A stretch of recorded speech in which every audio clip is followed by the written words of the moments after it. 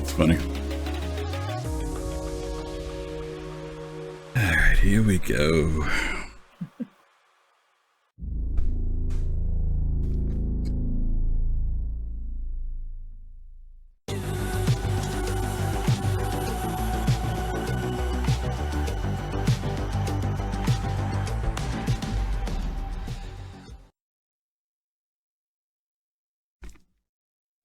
Good evening, and welcome to the Soul Citizens. I am GriffinGamingRPG, and we are back on another Sunday, another fun-filled Sunday. Actually, where I'm at, it was 60-something degrees. I'm not going to say very much because there's a certain person among us who lives where it's always more than 60. Kelosal, who always has something to say about Chicago weather. But it was 60 degrees, Kelosal. It was gorgeous here today, and I know you're like, yeah, big deal, right? Congratulations. See what I mean, love? You see what I mean, love? Congratulations. Okay. I've been there before. I know how he feels. Oh, I'm double teamed. All right. Anyway, hello everybody. Nomad, good to see you. Panther, good to see 88. Oh, you got a lot of nerve in LA. I can't believe you. Tell me about LA weather. You're as bad as this Floridian who's sitting in the middle here. So I don't know if I want to talk to you either. But thanks for coming. J2, good to see you. Standard for the argument clinic. It's good to see you guys. Listen, we've got two great co-hosts with me today. As always, today we've got Love Machine. What's up, Love? Yo, what's up, Griffin? What's up, chat? Good to see everybody. Awesome. And Love, you were telling me earlier that you got finished. You guys had an event in your org. Why don't you tell people real quick about it? What it was, this great event you guys had? Yeah, sure. Yesterday, the Rec Raiders hosted our first Raider Rumble. We did a boxing tournament in Klesher Prison since everybody got thrown in jail from the Thunderbolt. We set up a boxing bracket. We did a chat giveaway, and it went off really great. We have some really great highlights of all the good throat punches and knees to the face of the takedowns. It was really awesome. So we'll definitely be doing that again, and hopefully we can get some Soul Citizens in the ring too. Don't let her fool y'all. You see that little nice sweet face of hers? You heard what she said, right? You heard what she said. Doing the show. I'm not in the ring, but it was vicious yesterday. It was vicious. We'll send Kelosal in. Kelosal likes going to prison all the time, so that's just one of his favorite places in Star Citizen. We have Kelosal with us. What's up, buddy? Hey, how y'all doing? Yes, absolutely. They have a script with probably my name on each and every door about how long I need to stay in prison. So, yeah, I'm been rehabilitized. It was nice to see somebody else got to host that today. But yes, it's good to see you guys, and it's always good to be on Soul Citizens. LM, definitely good to see you. I hope you had a blast in that. I just not heard about it today, so hopefully sometime when this madness of school gets over here in Florida, I'll be able to join you anytime soon. Sign me up. Oh, yeah, totally. I'll let all the Soul Citizens know. This one was small, but hopefully we can get a lot more participants from other orgs, too. We're trying to make it social hour while you're beating each other's heads in. Okay. It's really fun. It's really great. I'm telling you, it was a riot. I love that. While beating each other's heads in. Okay. Let me ask the chat this question. Chat, do you think that we should let Kelosal represent Soul Citizens in a fight in Star Citizen? Just one for yes, two for no. Okay, just put it in chat. One for yes, two for no. Should Kelosal be the one? Should Kelosal be the one? Panther says no. Nomad says yes. Let's see your vote. Let's see how your votes go. Should Kelosal represent us in the ring?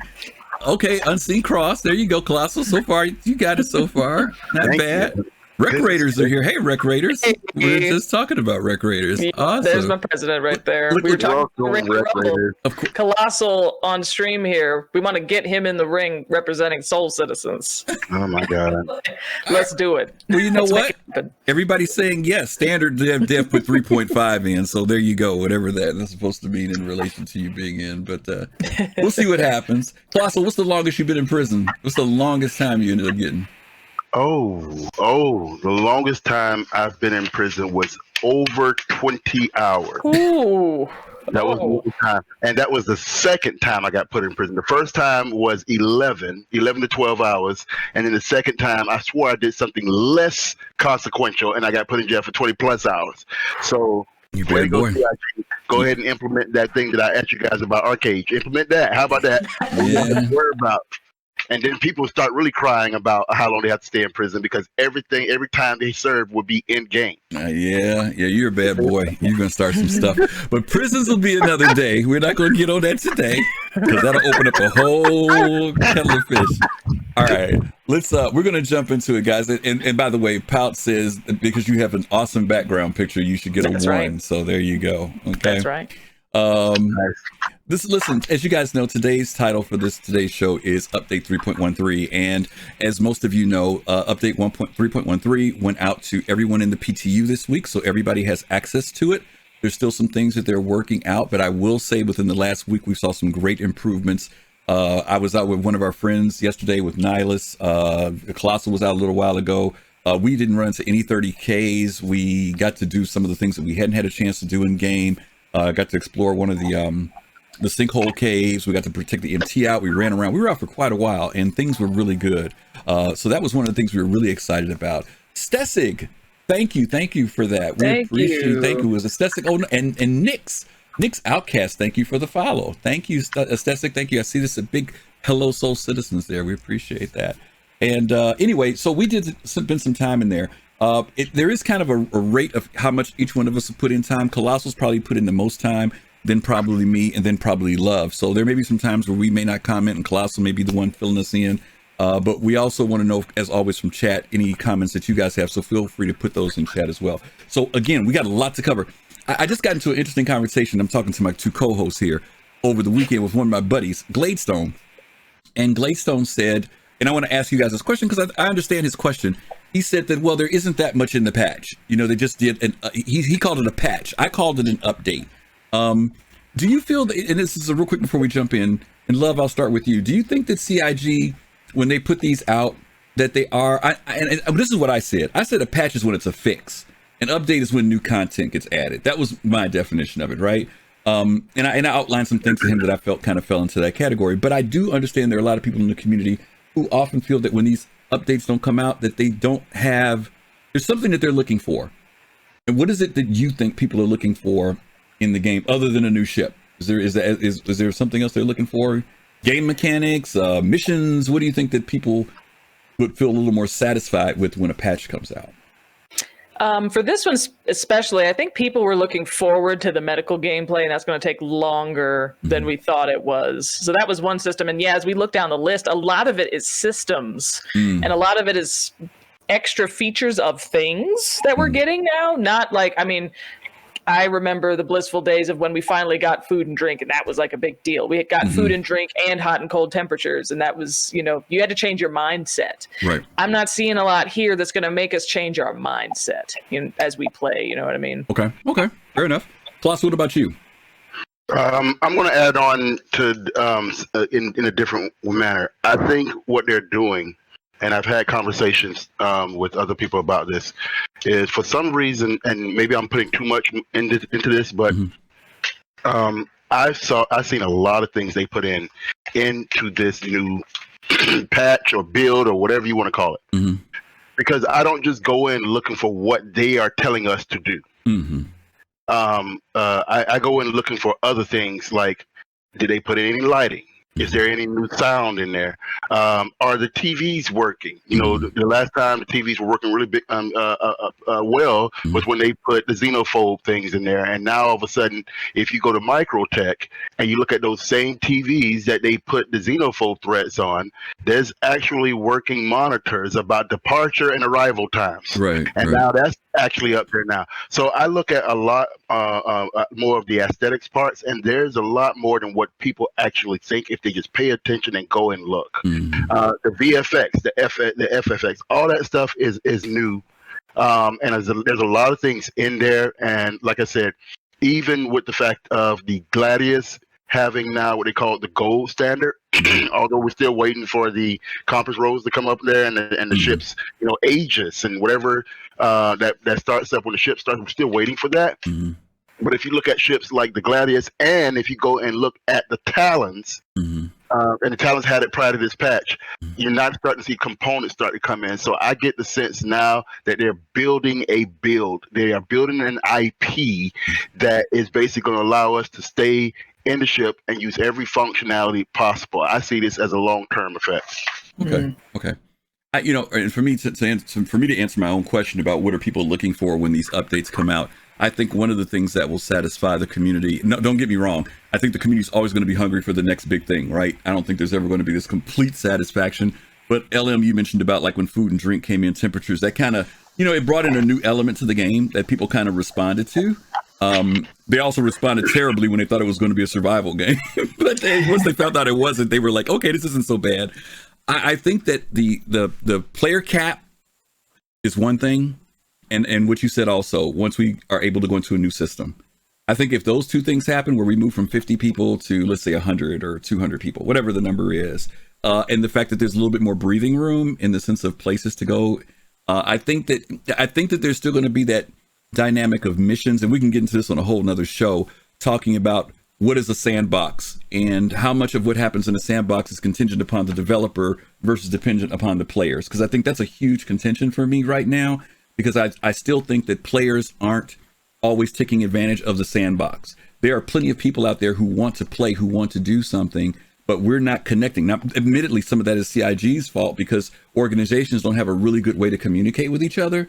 But I guarantee you, there's got to be some of this dynamic gameplay that just comes apart from the players because they've given us the space and the tools to do it.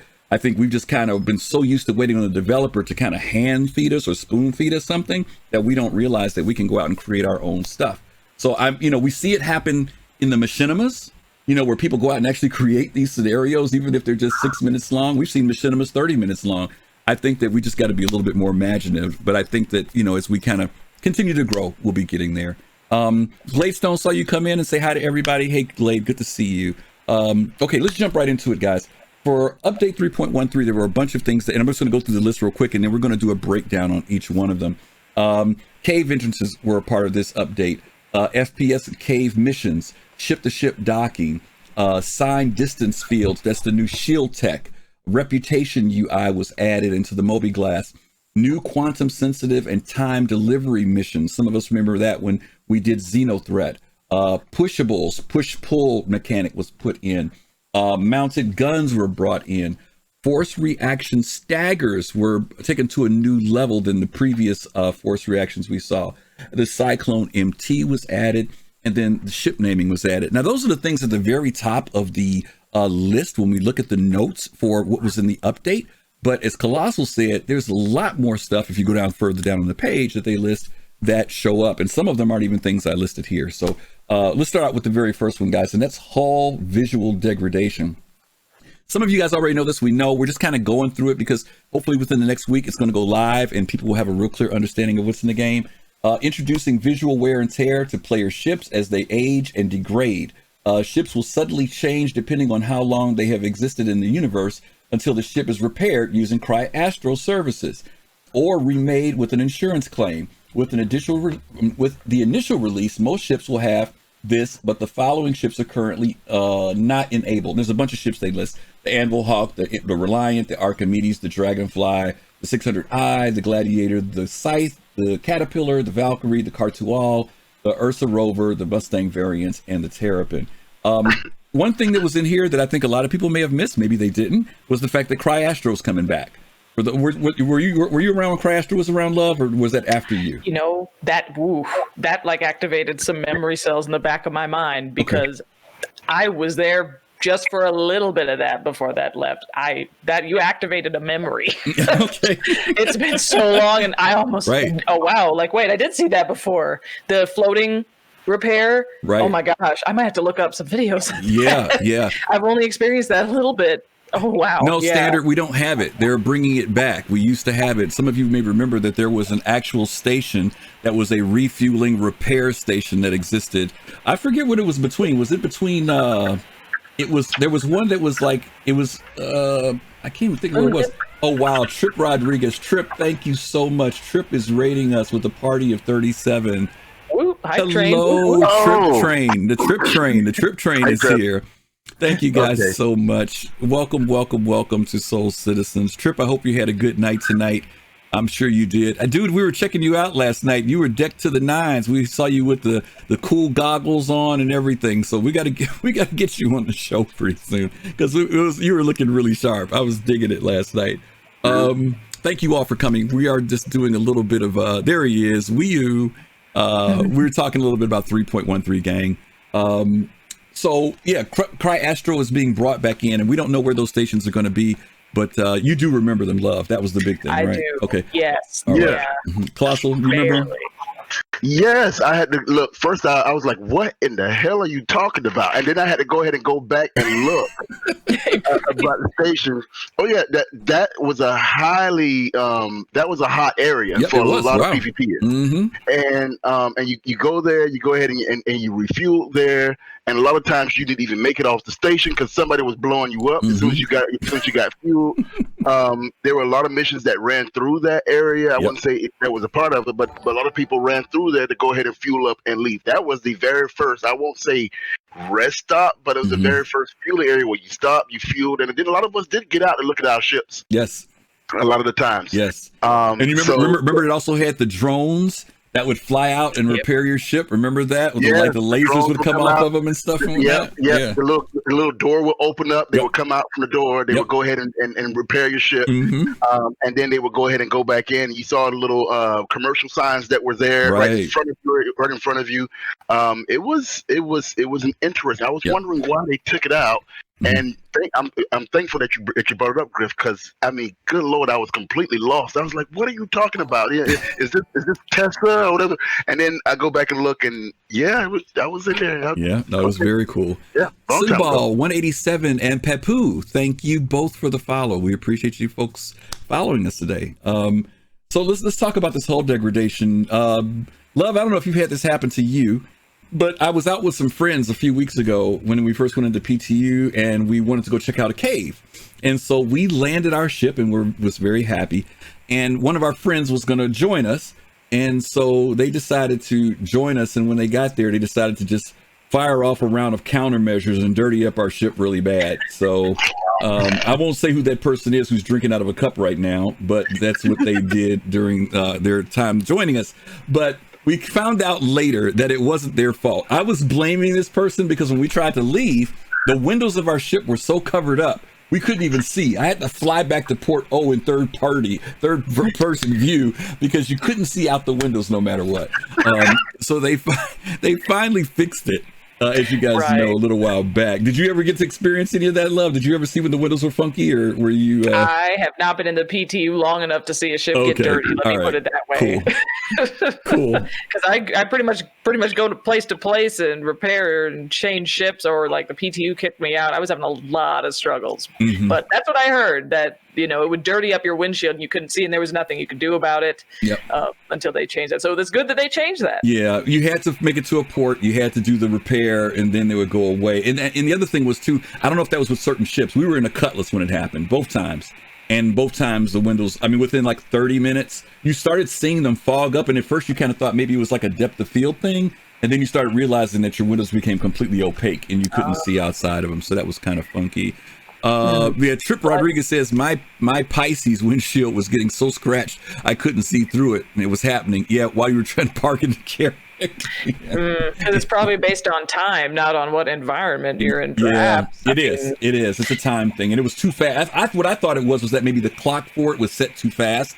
That what maybe should have been taking 30 days was taking 30 minutes. It was kind of funky. Yeah. Maybe that was intentional. Maybe, but they said it was they said it was a fix. They did a couple patches back, said it was a fix.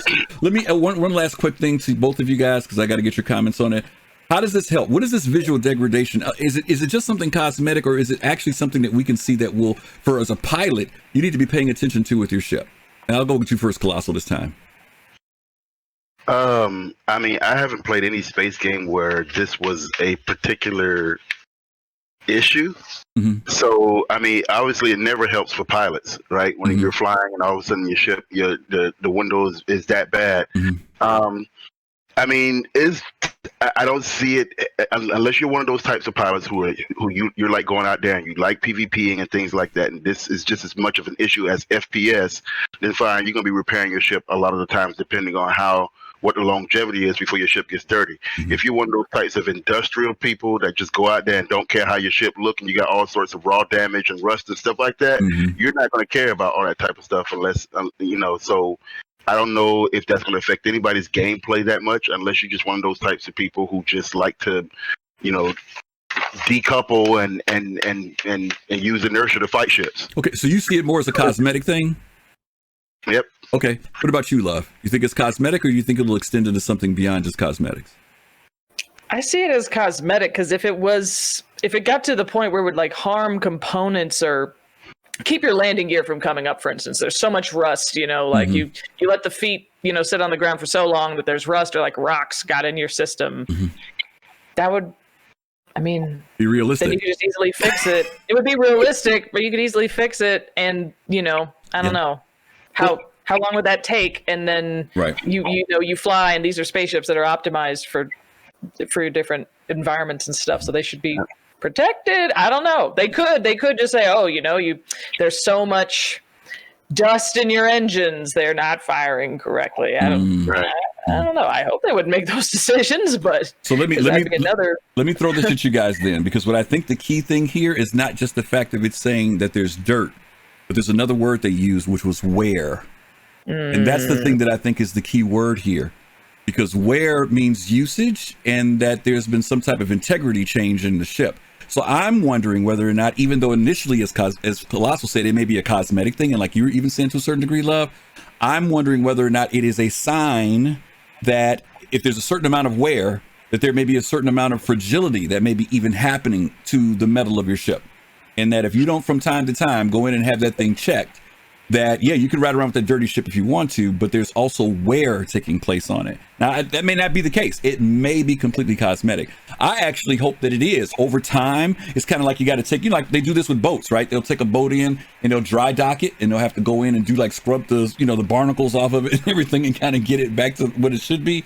I'm hoping that maybe there is something like that in the game. Not frequent, but something that might say after 3 months of hard use or a month after hard use, you may need to check this sucker in just to have it, get it once over, but we'll see. That might be complicated. I don't know. We'll see. I'd rather see cracks in glass if a gun is able to, if a laser turret is able to shoot it versus dirt on it. I'm fine with that too. Where could be literally, like they gave examples of, if you go to a planet or a moon that has heavy storms, has your ship taken some type of physical damage the longer you're down there on that surface of that planet? Is that something you've got to think about? Or can your ship just sit there for hours and hours on end and never be affected by external environmental conditions? I'm just saying, I would love to see that level of it to grow, even though in the beginning, I know it's not going to be there in the beginning, Right. Okay. Kelosal, why don't you take the next one? What we got there? The next one we got on our list here. All right. So where we're at? Vehicles, names, and serial numbers? Yes, sir. Yes, sir. All right. So in this category, basically, they're adding the ability for certain ships to display custom player-assigned names on the sides of ships and on hulls, right? So it's going to be it's going to be special serial numbers will also be shown, and all other ships will have unique serial numbers displayed to identify them in the universe. So here's one good example of this: the Shooting Star. I don't know whose ship is that directly. Is that one of yours? Nah, that's one of the CIG examples. Okay, I did name a ship. I was able to get a couple of names in on the first shot. A lot of I saw this. I'm glad that they are allowing players to come up with names and things like that. They did say that they know the players did tell them, hey, can you increase the fonts? Can you change the fonts or things like that? So they are working on that. This is just a dry run and iteration of what they are allowing people to have, or what they can allow people to have in game later. So I'm happy with that. Okay. And I do have a couple of names myself. Okay, cool. Yep. Love, let me ask you a quick question. Is naming your ship important to you, or is it kind of like, as long as I got a serial number, I'm cool? What are your feelings about the whole name thing? Because it was a 50-50 thing amongst the community, it seemed like. Oh, I know that was a controversial topic, but my ship names are all cool, like album names from death metal artists. So I'm good. No one's taking my name. That's cool.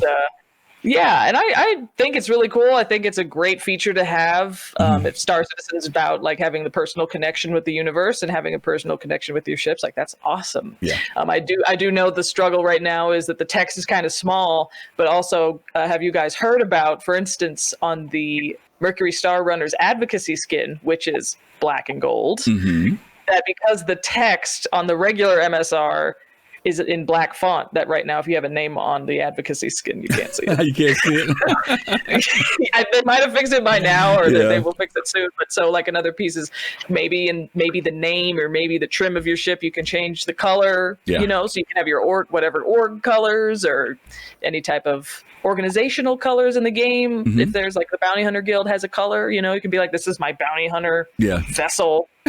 Okay. Different things like that for customization. As we get into more and more of that, I'm excited to see it. Cool. Harlequin, no problem. Delay on the keyboard is all right. Trip says serial numbers change every claim, though, which makes sense, but kind of seems odd since the name doesn't change. I see serial numbers and names as being twofold. I see the serial numbers as being the things that we identify each other with when we're scanning. Those are the things that kind of identify the type of ship you are and all the other good stuff. And then I see the names as being something that makes you personalized to your ship. That's really all I see it as. And I think that's why they have both of them there. For a lot of people, customizing their ships, their characters, is a way for them to connect and bring themselves closer to being immersed in the game. But the serial number is something we practically are going to need if we're going to be scanning and tracking people through, the systems that they put in for scanning. So to me, I think both of them are appropriate. And like you said, Love, some people kind of felt, why are they wasting time doing this?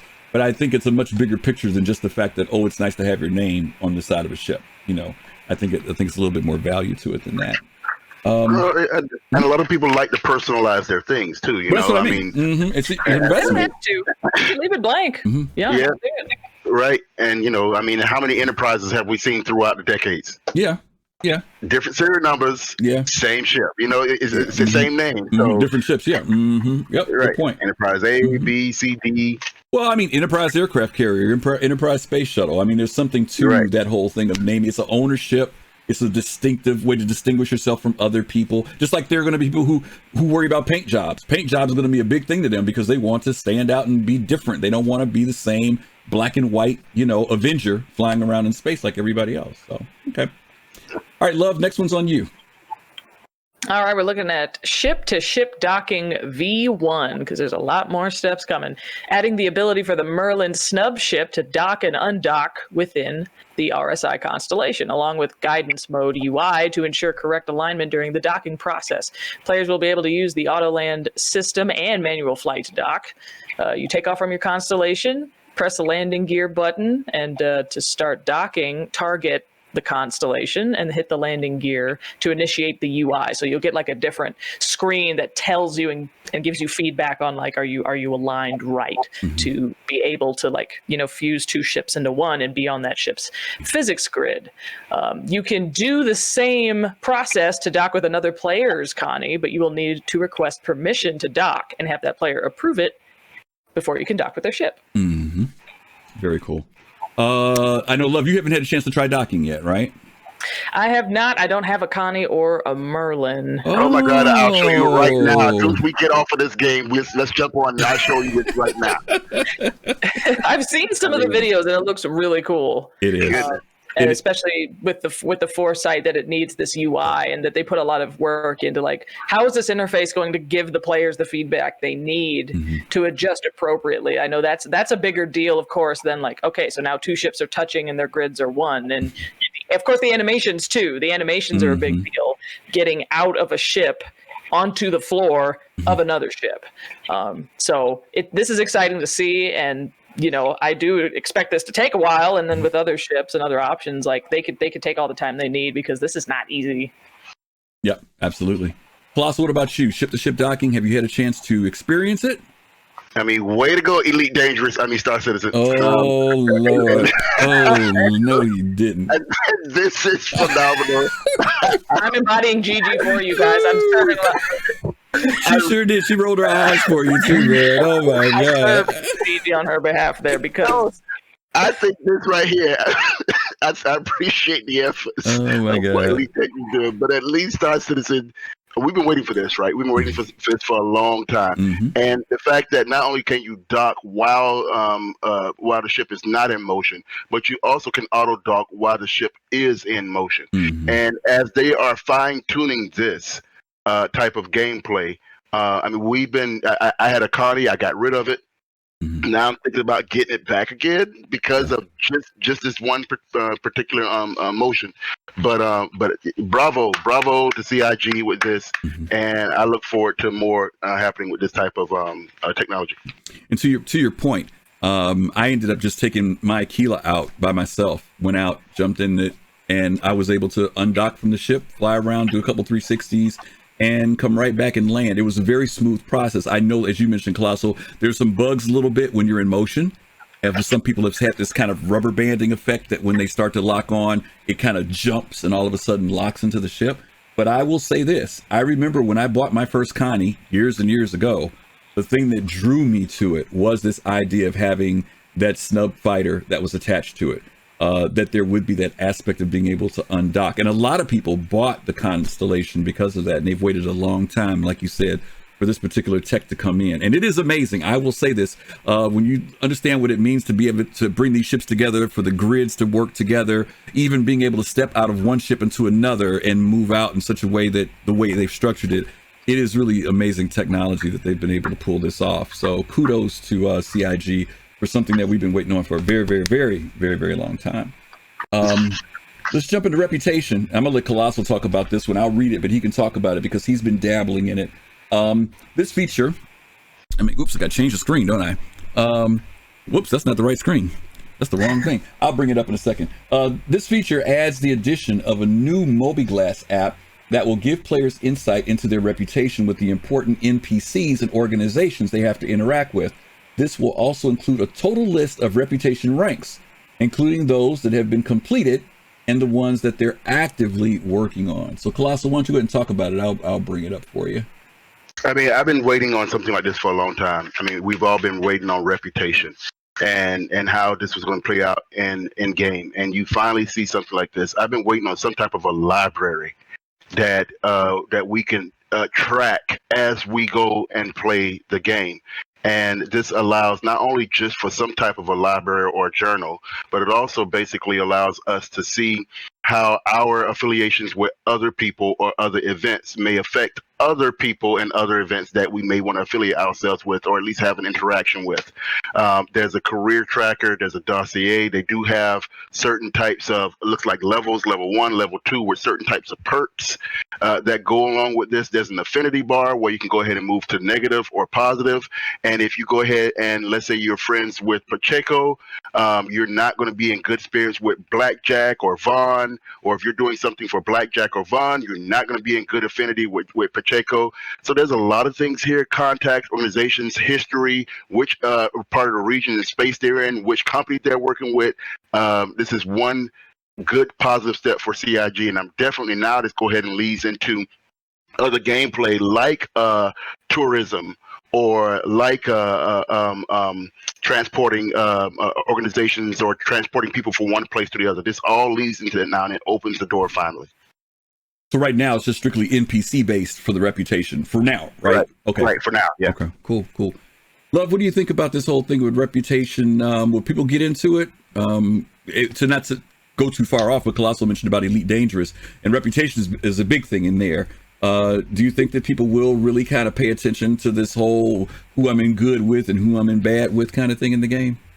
Oh, especially they will because of the degradation factor. That once you make it to level 100 with Pacheco, like that's not going to stay there. Like you have to keep working at it. I noticed that when I tried to do a job for the Bounty Hunter Guild and I was glitched and I couldn't finish it. So I actually saw that I had a negative reputation. And I was like, oh crap. And then a couple days later, when I loaded back in, I still see them in the dossier, but then I'm at 0. You know, so it's like, oh, okay, yeah. So that already happened. They mentioned that was going to be a thing too. That you're just not going to like stay up or stay down, right? Which will be really important for those who want to switch careers or switch their contacts, because people have already made alternate accounts that are like, this is my criminal account. Yeah. And I don't think they're trying to fire hose people into one career or the other. Like it's about choice, and at any time you can change it. Right. So they'll definitely be paying attention to that, especially because we can finally see the math, and you know we can see like, oh, okay, like I need to do this in order to unlock this path. Yeah, that's a good point. Irish Hawk 26, thank you for the follow. You know, I was thinking what you were saying, Love, when you talk about that whole thing about it being dynamic and it could change.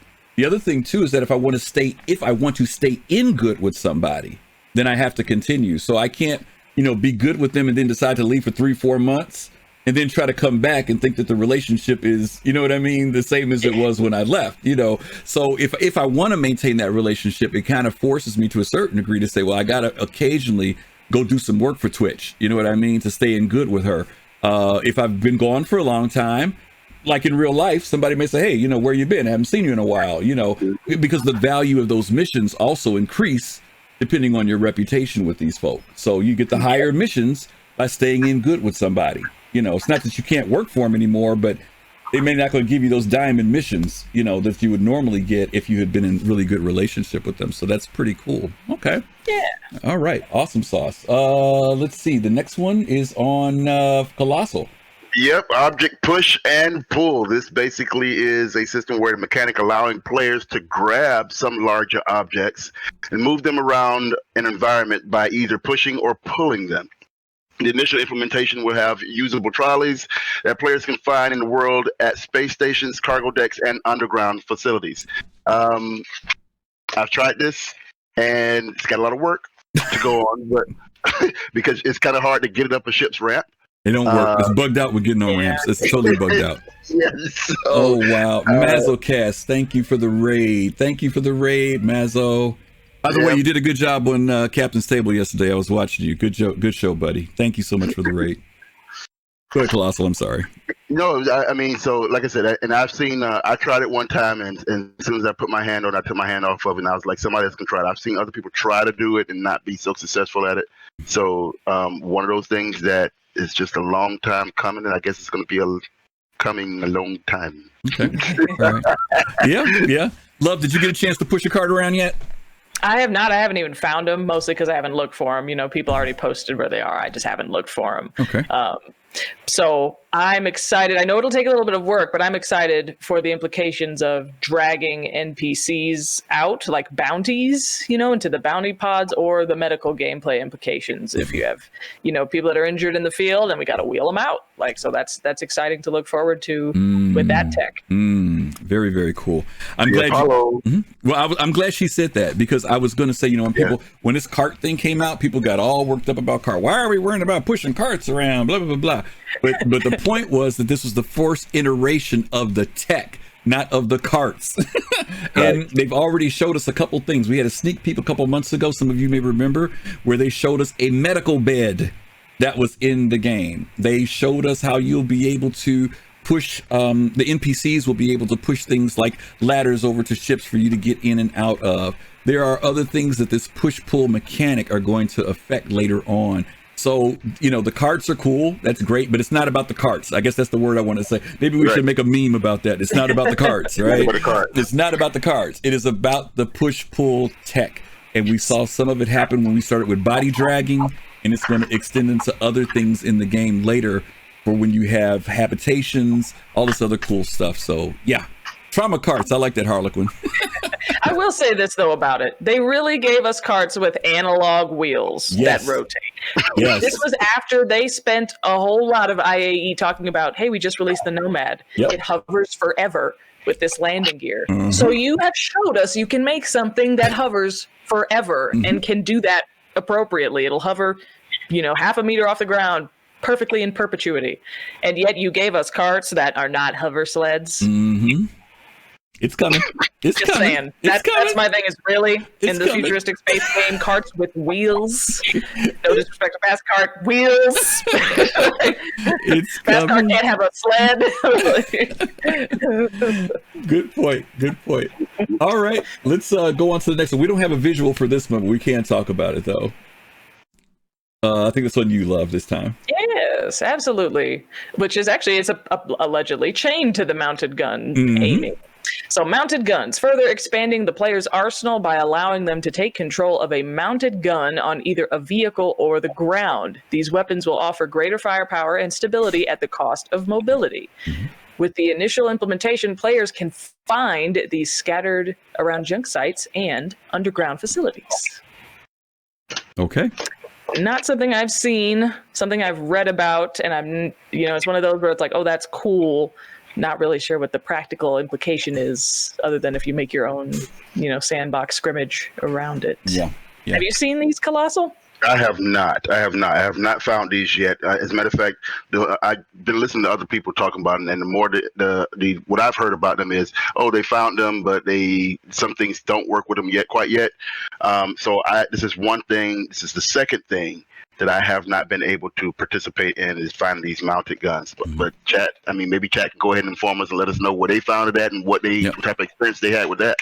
Hey, it's Nick says, so they can be found and they can be used, but they can't be dismantled, they can't be moved, and they can't be redeployed, which we knew. They said that they were going to be mounted guns.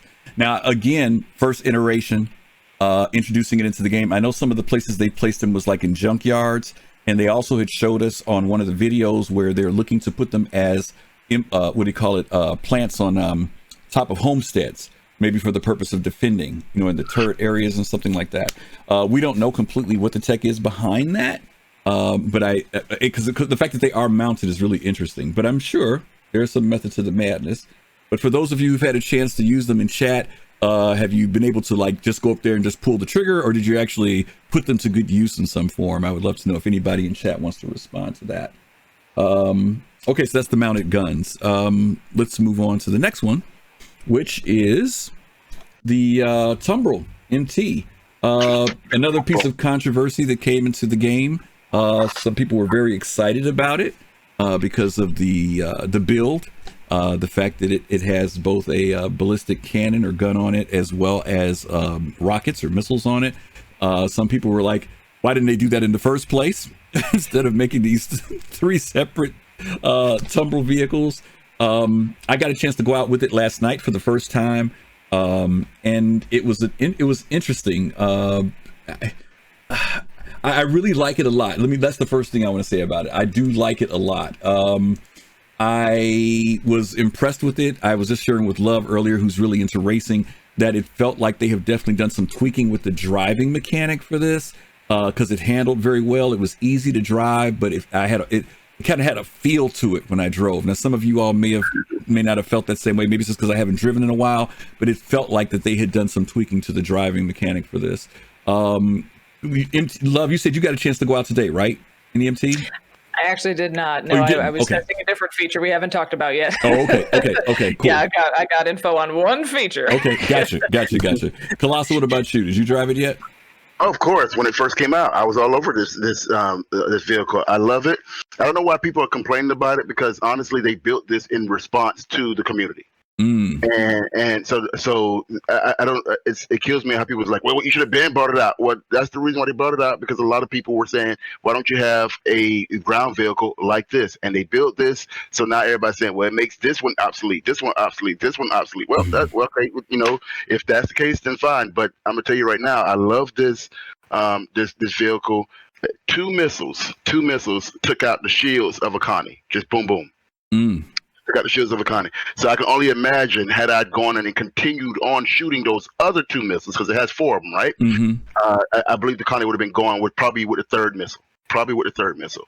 So I haven't really gone out and done some major damage, but we did go ahead and test that when it first came out into a PTU Wave 1, and this is something that I definitely went ahead and purchased right prior to it even being handed when it first came on sale. It's a must-have. I really do agree with that. Okay. I assumed it was coming out to test missile operator mode. That's what I thought when I saw that it came out. I was like, oh, they made this vehicle and it natively might have a piece of that. But I'm assuming it doesn't. You know what's interesting? It's to your point, Love. When I got in it, well, you know, one of the problems I've had with these vehicles is you have, you know, the driver, obviously, right? But there's a passenger who's there. I sometimes wish that they would allocate some type of responsibility to someone in that passenger seat. You know, maybe the person in the turret is handling the gun, but the person in the passenger seat is handling targeting on the missile. There's something beyond them just being a passenger in the vehicle. Now, maybe if there's not a third person, then yeah, you could hand that responsibility off to the person who's up in the top in the turret. Echo Node, thank you for the follow. Appreciate that. But I would love to see a little bit more dispersal within the vehicle of everybody having some role. But that's just me, because I like having something to do, you know, other than just jump in the seat and ride around, you know. But that's just me. I mean, but think about it, Griff. Think about the usage of this. Imagine if you had a fleet of these. Oh, they're awesome. Don't get me wrong. You're right. Ground, yeah. And you can decimate an entire defense real quick. If you had just like 6 or 7 or 12 of these, yes. 6, 7, 12 times 4 missiles, all of a sudden you're just like, oh, dear God, take me now, when all these missiles start flying around the corner and aiming all into defense. So I just think that if done right, this right here is a formidable one. It really can be. When Nyla says here, supposedly the passengers will be able to fire a weapon from that seat, and true. I know firearm. I know they will. I know that that may be the situation. You got the railgun. Maybe you got the railgun and you're able to do it. So, but you get my point. I'm just wishing that you could do a little bit more. I will say this to your point, Kelosal. I'm really thinking that ground combat is going to be a bigger thing than people have looked at it as. Because I agree with you 100%. I think you are going to see, you know, I've been watching the Clone Wars, you know, I've been talking about that recently. Bingo, yeah. But I know that they're going to develop something that says that ships cannot always come into a certain area, that they're going to have to land and deploy from a distance, and we will have to get in vehicles to get into people's encampments. And so you're right. If you've got 10 of these, and God forbid, you've got some tumble tanks and some other stuff coming, yeah, formidable. These have guided missiles and as well as dumbfire as well. So... yeah, it's going to be really interesting to see how people put this vehicle to use in game. Okay. All right, we're going to jump into the next phase here. Who's it on this time? Is it on me? I think it's on me, right? Yeah, it is. I think it is. Oh no, did I do I did the Tumble MT, right? So is it on Cloud? Who did Tumble? Yeah, it's probably me. I think you did the Tumble, I believe. So it's probably going to be on me. Okay, it's on you. Okay, let's hit the next one. So we got what, feature updates? Yes, sir. These are the things that you got to read further down on the notes to hit. Yeah, go ahead. So we're talking about cave entrances and drive-in and sinkholes as far as locations. Adding 2 new cave entrances to the PU.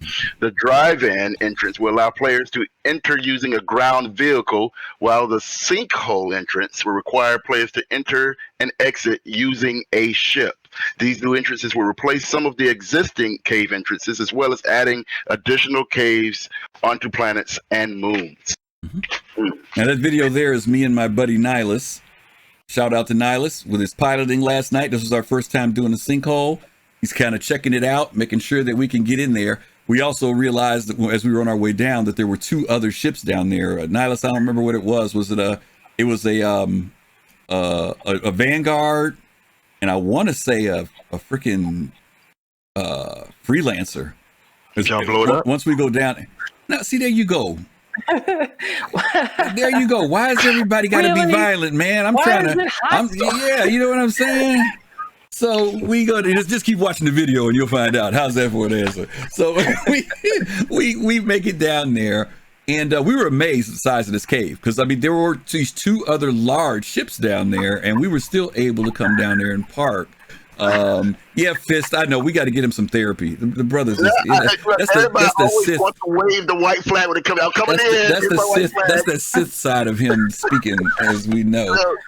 But LM, what about you? Did you get to check out caves yet? Was this one of them? I did, okay. And based on this video, we must have seen a different type. Okay. Because I saw an entrance that was a sinkhole, but it was not that far down. You guys are like going for a while. Yeah, like, no, this was deep. Yeah, this bad fella was deep. I was amazed at how deep this thing was. You can see we're going down multiple levels. It is deep.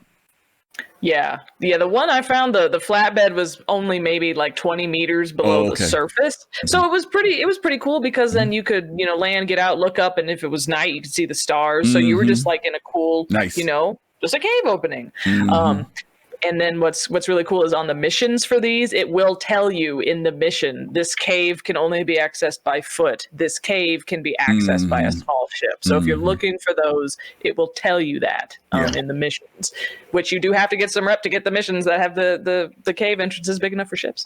But when we went down there, of course, it was just a platforming nightmare cave afterward. And they even said this, someone asked this during a Star Citizen Live. It was last week or the week before. Someone asked the specific question of like, okay, sweet, new cave entrances, would love to see it. Is there also like going to be more mining and more valuable stuff down there so we can, get some money? And they straight up were like, no, we didn't add any more things to mine in there. Like, why?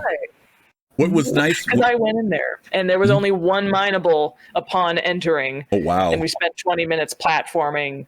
And there was just, you can harvest the slime molds on the ground, but wow, that's nothing. There's more rocks to mine in the prison mines than in these new caves. Wow. Well, the one we went in last night, what was really nice was when we went in, first, it's really big. As you can see, this is a big space where we're at because there are 3 ships down there parked with a decent amount of space between them. The other thing is that it took us a while to find where the path was to go deeper in. And once we did, we had to belly crawl underneath this one particular area. And when we came out on the other side, I know this is in the game. I've known it's in the game forever. I just never saw it.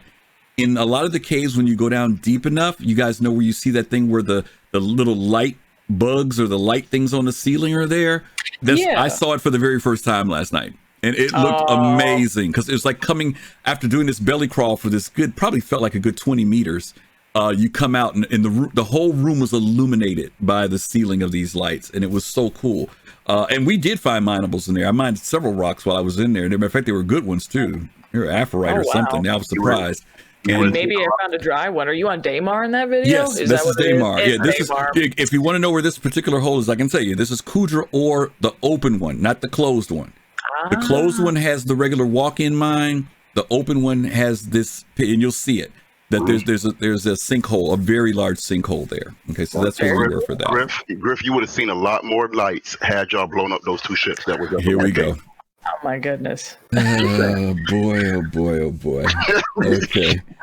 Just saying. All right. On that note, let's talk about the new asteroids. Let's see, that's on you, Love, I think. Yep. New asteroids. Replacements for the asteroids currently used in the Stanton system using the new organic asset workflow. These new asteroids can currently be found scattered around Lagrange points. Very cool. My biggest thing about these is that these are new asteroids made with new tech. So I hope we don't have any more streaming in problems. If you've ever had a bounty mission and you quantumed in and you don't wait for those asteroids to stream in, you're gonna have a bad night. So that's what I'm most excited about these, is that we are getting refreshments on these old space potatoes that were floating there. So with the new tech, new coding, new technology, they'll load in faster, hopefully not wear so much on people's computers. So that's exciting, in addition to the organic asset workflow, the way they generate, the decoration space. Good point. Rod 928, thank you. We saw you come in. Thank you for the follow. Thank you for the follow. For me, I'm always digging this stuff. And again, I know there's some people who say, wow, they're messing around with asteroids. Why? But I also know some of that same crowd will eventually be talking about how Star Citizen is starting to look old and doesn't look as good as other stuff. There's going to always be this constant tweaking and keeping the tech up and keeping the game looking fresh and new. They may not do it with every little thing. I'm not saying every screw in the game needs to be updated, but I'm saying that there are some assets that to keep the game looking good. And for those of us who've been around any amount of time, we remember when we thought Star Citizen looked amazing 7 years ago, 5 years ago, maybe even 3 years ago. And if I were to go back and look at that game now, I've got stills, I've got some video of stuff from 2015, 2014. It looks kind of ancient. And I hate to say that because we thought it was the greatest thing in the world. So our standards are always going to be getting raised because technology and other games are going to be coming out. And I think that CIG does need to keep the game sharp. Irregardless of what things haven't been created yet, I think they need to be constantly keeping the game looking good. Just like Kelosal, he's always looking good. I tried with the Tampa Bay Buccaneers jerseys. Oh Lord, here we go. Okay, you got to rework those jerseys every year. You can't wear the same one every day, man. This right here is my championship jersey. I'm awarded until the new football season. Lord. All right. Griffin know how that was. Griffin know how that was decades ago. Oh, there we go. Shot across the bow. Leave the Chicago Bears alone. Thank you very much. Do you want to say anything about asteroids, or can we move on? That's all I want to know. The one thing that I encouraged about the asteroids is, even though I guess my whole thing is, I only have one question. Are you going to give us Aaron's Halo? Yes, it's there. Or yes. Redo it all. Yeah, he needs to redo it. I'm looking for the gate, right? We're looking for the gate that allows you to actually go through, because technically you have to go through. That's the gate. You have to go through the gate in order to get to the inner part of Stanton. So, and outside to get to the outer part of Stanton. So I'm hoping that this new asteroid tech is leading into that. That may be something that they're not telling us. Okay, good point. All right, we'll jump to the next one. Refinery Station non-commercial room overlays. Introducing the new non-commercial overlays to the entry areas of refinery stations to add more variety and better suit the theme. If you guys don't know what this is talking about, they're saying that when you go into the refinery stations, what they're trying to do is make some of the stations look a little more civilian friendly, like with the malls and the shopping areas and things like that. And then when you go to places like the refineries, when you come into that first area where the big window is, all those creature comforts like the nice couches and all that stuff, they're kind of getting rid of some of that stuff. They want that to feel a little bit more industrial, so that the different stations have their own look. Some of us who were around when the very first stations came in, you'll remember the stations all look the same. You went into them, and in fact it was kind of hard to distinguish any differences in them. And so what they're now trying to do is, as some of you have noticed, they've even given the stations names now, not just, Hurl L1, but the stations actually have names, and they're trying to distinguish them as they continue the development. So that's that on that. You guys got anything to say about the refineries, or you want to just cruise on? I don't care either way. I think it's a nice touch. It's part of, the Star Citizen universe. They want these spaces to be unique. So now the refineries, they're going to have less advertisements. I see they have some like safety information stuff inside those environments, which is great to see. And now, stations are going to have the appropriate advertisements and imagery, the brands, the ship manufacturers, and they'll look a lot better than the Elite Dangerous shopping mall that we saw in that video, where they just put up JPEGs and holographic rectangles and called that, commercial space. You're gonna get Dark Knight worked up. Dark Knight gonna start typing. He's already typing over there. I can tell you now. That brother's already typing. Already typing. There he goes. Several people are typing. Elite Dangerous is a really great single player game. All right, next. It is good, but I do concur with LM. I mean, I do like the way, just really quickly, I do like the way they're moving with this. I do hope that when they do continue on refining this, that it can be a little bit more hospitable, because these rest stops are supposed to be places where people can actually rest at for a day or two. So it needs to look more hospitable to me than a commercial or refinery station would. Yeah, good point. Akira 203, thank you for the follow. We are at 977 followers. For those of you all who've been following us since our anniversary the first week in March, we are shooting for 1,000, and you guys are getting us there, and we really appreciate that. We are close. 23 away. We're almost there. Okay. Let's see. Love, the next one's on you. Oh no, so I'm sorry. Next one is on Kelosal. My fault. I did refinery stations. So you did refinery stations. So we're on Stanton System Polish? Yes, sir. All right. So the visual improvements for all of the Stanton systems, which includes updating assets, object presets, planet painting, and global data of all planetary bodies. I don't know what pretty much they all have else to do, considering the fact that we're on V4 now, the planet text, I believe. We're on version 4 now. Yeah, but did you notice a difference?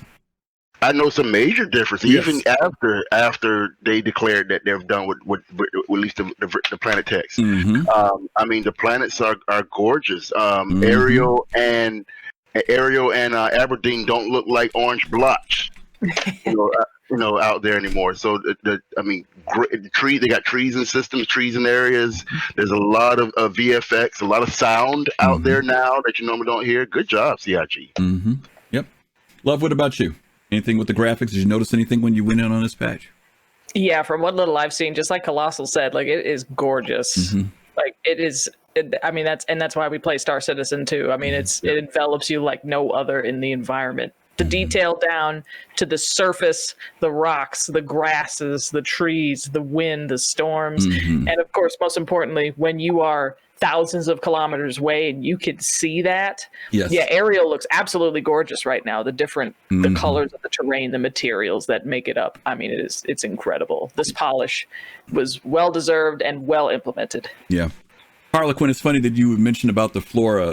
Last week, Kelosal and I went out in Nihilus, and he decided to take us out in. He took us out in an executive edition 600i, and we got to take this ride out into onto New Babbage and Microtech, rather. I'm sorry, and it was amazing. Kelosal took us to this area that had a lot of foliage, and to his point, we could hear the wind. I went and stood under one big pine tree, and I could hear the rustling of the branches above my head. I mean, it was stuff that I just hadn't noticed before, or they have added. But the animation of the fauna was amazing. There's much more independence of the animation, where before everything kind of waved together. There was just a whole different feel to being in the game, and it definitely was immersive. I think we hung out there for almost an hour. Before I shot Kelosal and he died. Before I got shot. But we had a we had a real good time being out there. I'll tell you the first thing I noticed though with the graphics, Love, was when I got up and came out of the hab and went to the elevator, the panel was distinctly clearer in reading. The lettering and everything was much tighter. When I got in the elevator, the different floor names, it was much more distinctive. So it was kind of like it hit me as soon as I came in that something had changed with the graphics. And I'm always amazed because also the frame rate stayed good. You know, usually if you tighten up graphics like that, you got to start worrying about some stuff. But it wasn't an issue for me at all. Frame rates has not been an issue for me in this game recently. Has not been an issue at all. So even with the improvements of graphics, so. Which reminds me, there's a small thing that's not on this list, but they made the font in the global chat in your visor so crispy right now. Yes, that too. Yep. Like I didn't even know that was a visual improvement that we needed. That it's now in the PU everything looks blurry. Like Yep. So if y'all see that in 3.13, that the text that's on your helmet visor when you see global chat, it is crisp right now. Absolutely. Okay, the last one, I guess this one's on me, and that's the Degnus Root Harvestable. In addition of the harvestable Degnus Root, which is a macrolage found in the shallow coastlines of Hurston. And that's macroalgae. Macroalgae. Thank you. Oh, Lord. You know what? Yeah, I'm getting old. I can't read. Microalgae. How do I get macrolage? I don't know how it's a microalgae. I don't know how I read microlage. Okay. Thank you. But there was a problem with this in the game. I know that they put in one of the most recent patch notes that they felt that these harvestables were causing some problems for folks, so they kind of pulled them out in some areas to do some testing. But this is kind of getting back into this whole harvestable thing in the game. Love, Kelosal, have either of you ever been able to find a harvestable on Hurston? At one point they had those plants that had some stuff hanging off of them. I know Kelosal got that look on his face because he spent hours looking for something and didn't find it. Is that what you're gonna say? Or you did find it? Which one? Next. I haven't seen a surface one either. I've only seen them in caves. I've seen people talk about it. I've seen people talk like, oh yeah, we went apple picking, and found the heart of the woods and the tree stumps and stuff. And it's like, I don't know how people find these things. They're like, oh yeah, if you look at these bushes that look like they have cranberries, it's actually it's like, what are you people talking about? So, I mean, hopefully this one should be easier. It's very specific. It's the coastline of Hurston. There's only so much of listen, that, you better jump on the ship with Trip because he says he's been picking them. He says he's been finding them. So I've never run into one. I've never run into one. I know it's the little red thing, the pomegranate apple looking thing, but I've never seen it. But this is a different plant. Some of this may be in the game already. Trip, I don't know if this is one of the ones you've also found. If you are you referring to the one that was in the game before, the one that looked like a weird looking apple? I'm referring to that. Yeah, is that the one? Yeah, that's the one. The one that's sitting in the shops over there at New Babbage. Right. I mean, yeah. over there. Yeah, at New Babbage. You know, Yeah. Mm-hmm. look, and I'm just gonna move on. I spent hours when they sat there and said the harvestables are in game, and then he tried to say, well, we didn't have enough time to put it in, so we didn't put the icon in game. It wasn't in game, CIG. It was not in game, and I spent all that time looking for it. So Trip, show me some pictures of you on it or something like that, and I'll be happy to go there tonight. Yeah, send me a pin on Google Maps on the Moby-Glass. Yeah. Okay. So Trip says he has found the ones that were on Hurston, not the algae. He says, but he has found the other ones. Yeah. Okay. Cool. That's cool. Thanks, Trip. Okay. Let's jump on to who's got force reactions. The Kelosal. No, is that me or is that Love? I don't know. Is it Love? Yeah, Love maybe. No, I read the harvestables. Right? Yes, it's on you. Okay, hold on. Because I scrolled down, I lost my place. I was so passionate about those harvestables. Yeah, these are gameplay things we're talking about now, guys. So now we're getting into gameplay additions. All right, so force reactions, gameplay, updates to force reaction systems to add staggers that will happen based on severity of received force, causing a player to stagger in the direction of received force. The distance and duration of the staggers increase relative to the received force until the force is great enough to trigger a knockdown instead. When staggering into a wall without a weapon, the character will raise their hands, or should depend on the direction versus surface, to momentarily brace, halt themselves. G-force blackouts are now experienced by actors attached to something to the ship interior, usable ladders, operating seats, weapon mounts, etc., and the actors in the prone, front, or prone back positions. I've been definitely playing around with this, especially dealing with ship-to-ship battles. But I think we tried that night, Griff, when we were out there, and I was assassinated. Yeah, we didn't get we got the first level movement that came from when you did it, right? The level 2 is a little bit more extensive. So if you're in a ship, like let's say you're walking down a corridor and you're next to a wall, normally when the ship rocks, you kind of lean, but now it actually makes it where you lean and grab the wall. It goes even further now if you can get it to go to that point. So they've kind of made it where you're affected more, because even in the original one, you could get knocked down if your ship picked up enough speed. So now they're just adding a little bit more severity to whenever a force reaction happens, where you can be walking and all of a sudden you really fall up against the wall now, where before you just kind of got into that weird leaning position and kind of like Michael Jackson and kind of came back up. That was about what it was before. So, okay, very cool. How does this affect us in the game? Because if you've ever had this happen before, you'll know how it affects you. Some people have never had it happen. Have you guys ever had it happen to you? Love the force reactions? Not this level 2, but level 1 for sure, where you're leaning and you can't run. There and you if go. you're on a large crew, you can't get from place to place faster. I'm very interested in how they're adding the G-force blackouts to these other states. Yep. I can tell you, when we were watching you guys at the race last time at Daymar, and our 890 went into that spin, we blacked out. We started spinning, we hit the ground, couldn't move, and then we blacked out. And so, yeah, it was that bad. It took a while before I could actually get up again off the floor. So you're right. The thing that this does do is that if you have a pilot who's flying all over the place and you've got crew members who are trying to run to their gun turret, right, or trying to run to a certain area of the ship, they're inhibited by crazy flying. And so now you've got to start thinking about that. Where, before we haven't had to worry about it. You just run through the ship, no big deal. But now, like you said, it'll immobilize you if it gets bad enough. Yeah. And we see that it works with speed changes, rapid speed changes, or if you rapidly change your orientation. And I wonder when it comes to entering atmosphere or exiting atmosphere, if there'll be a trick to that too, because they did the re-entry effects. Yeah. They, turn those on, turn those off. But is that going to be something that a pilot will have to take into account? Will that also add some type of reaction there? Good point. That's what I think would be kind of the next step of that. Good point. Good work, though. I'm very excited for the force reactions. Yeah. Okay. All right. We got some video for the next one, I think. So I think it's on you, Love. Shields V2, including the Sdf Shields, implementing improvements including the use of particles with sign distance fields to allow shields to more closely conform to the shape of the hull of the vehicle, allowing better visibility at distance, creating clearer visual cues that the shield is being damaged, and its overall health. While Sdf shields are designed to protect the hull and main parts of the ship, they may not extend to cover attached items beyond the hull, such as weapons that stick out farther than the shield's reach. And this was something we saw at Xenothreat. This was specifically what they were testing on the Javelin, if you got to see it, and the Idris. And I think the Shields V2, correct me if I'm wrong, Griff, but it's not on every ship with 313. Yeah. But they highlighted some of the large ones.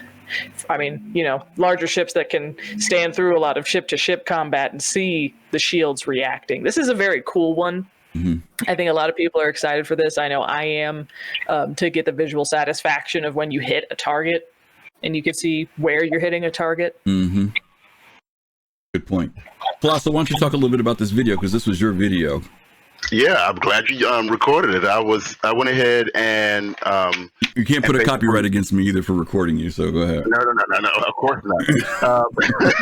I went ahead and loaded the ship up, and I went ahead and took the stock components off because I knew it wasn't going to last long, and I was just doing some bounty missions.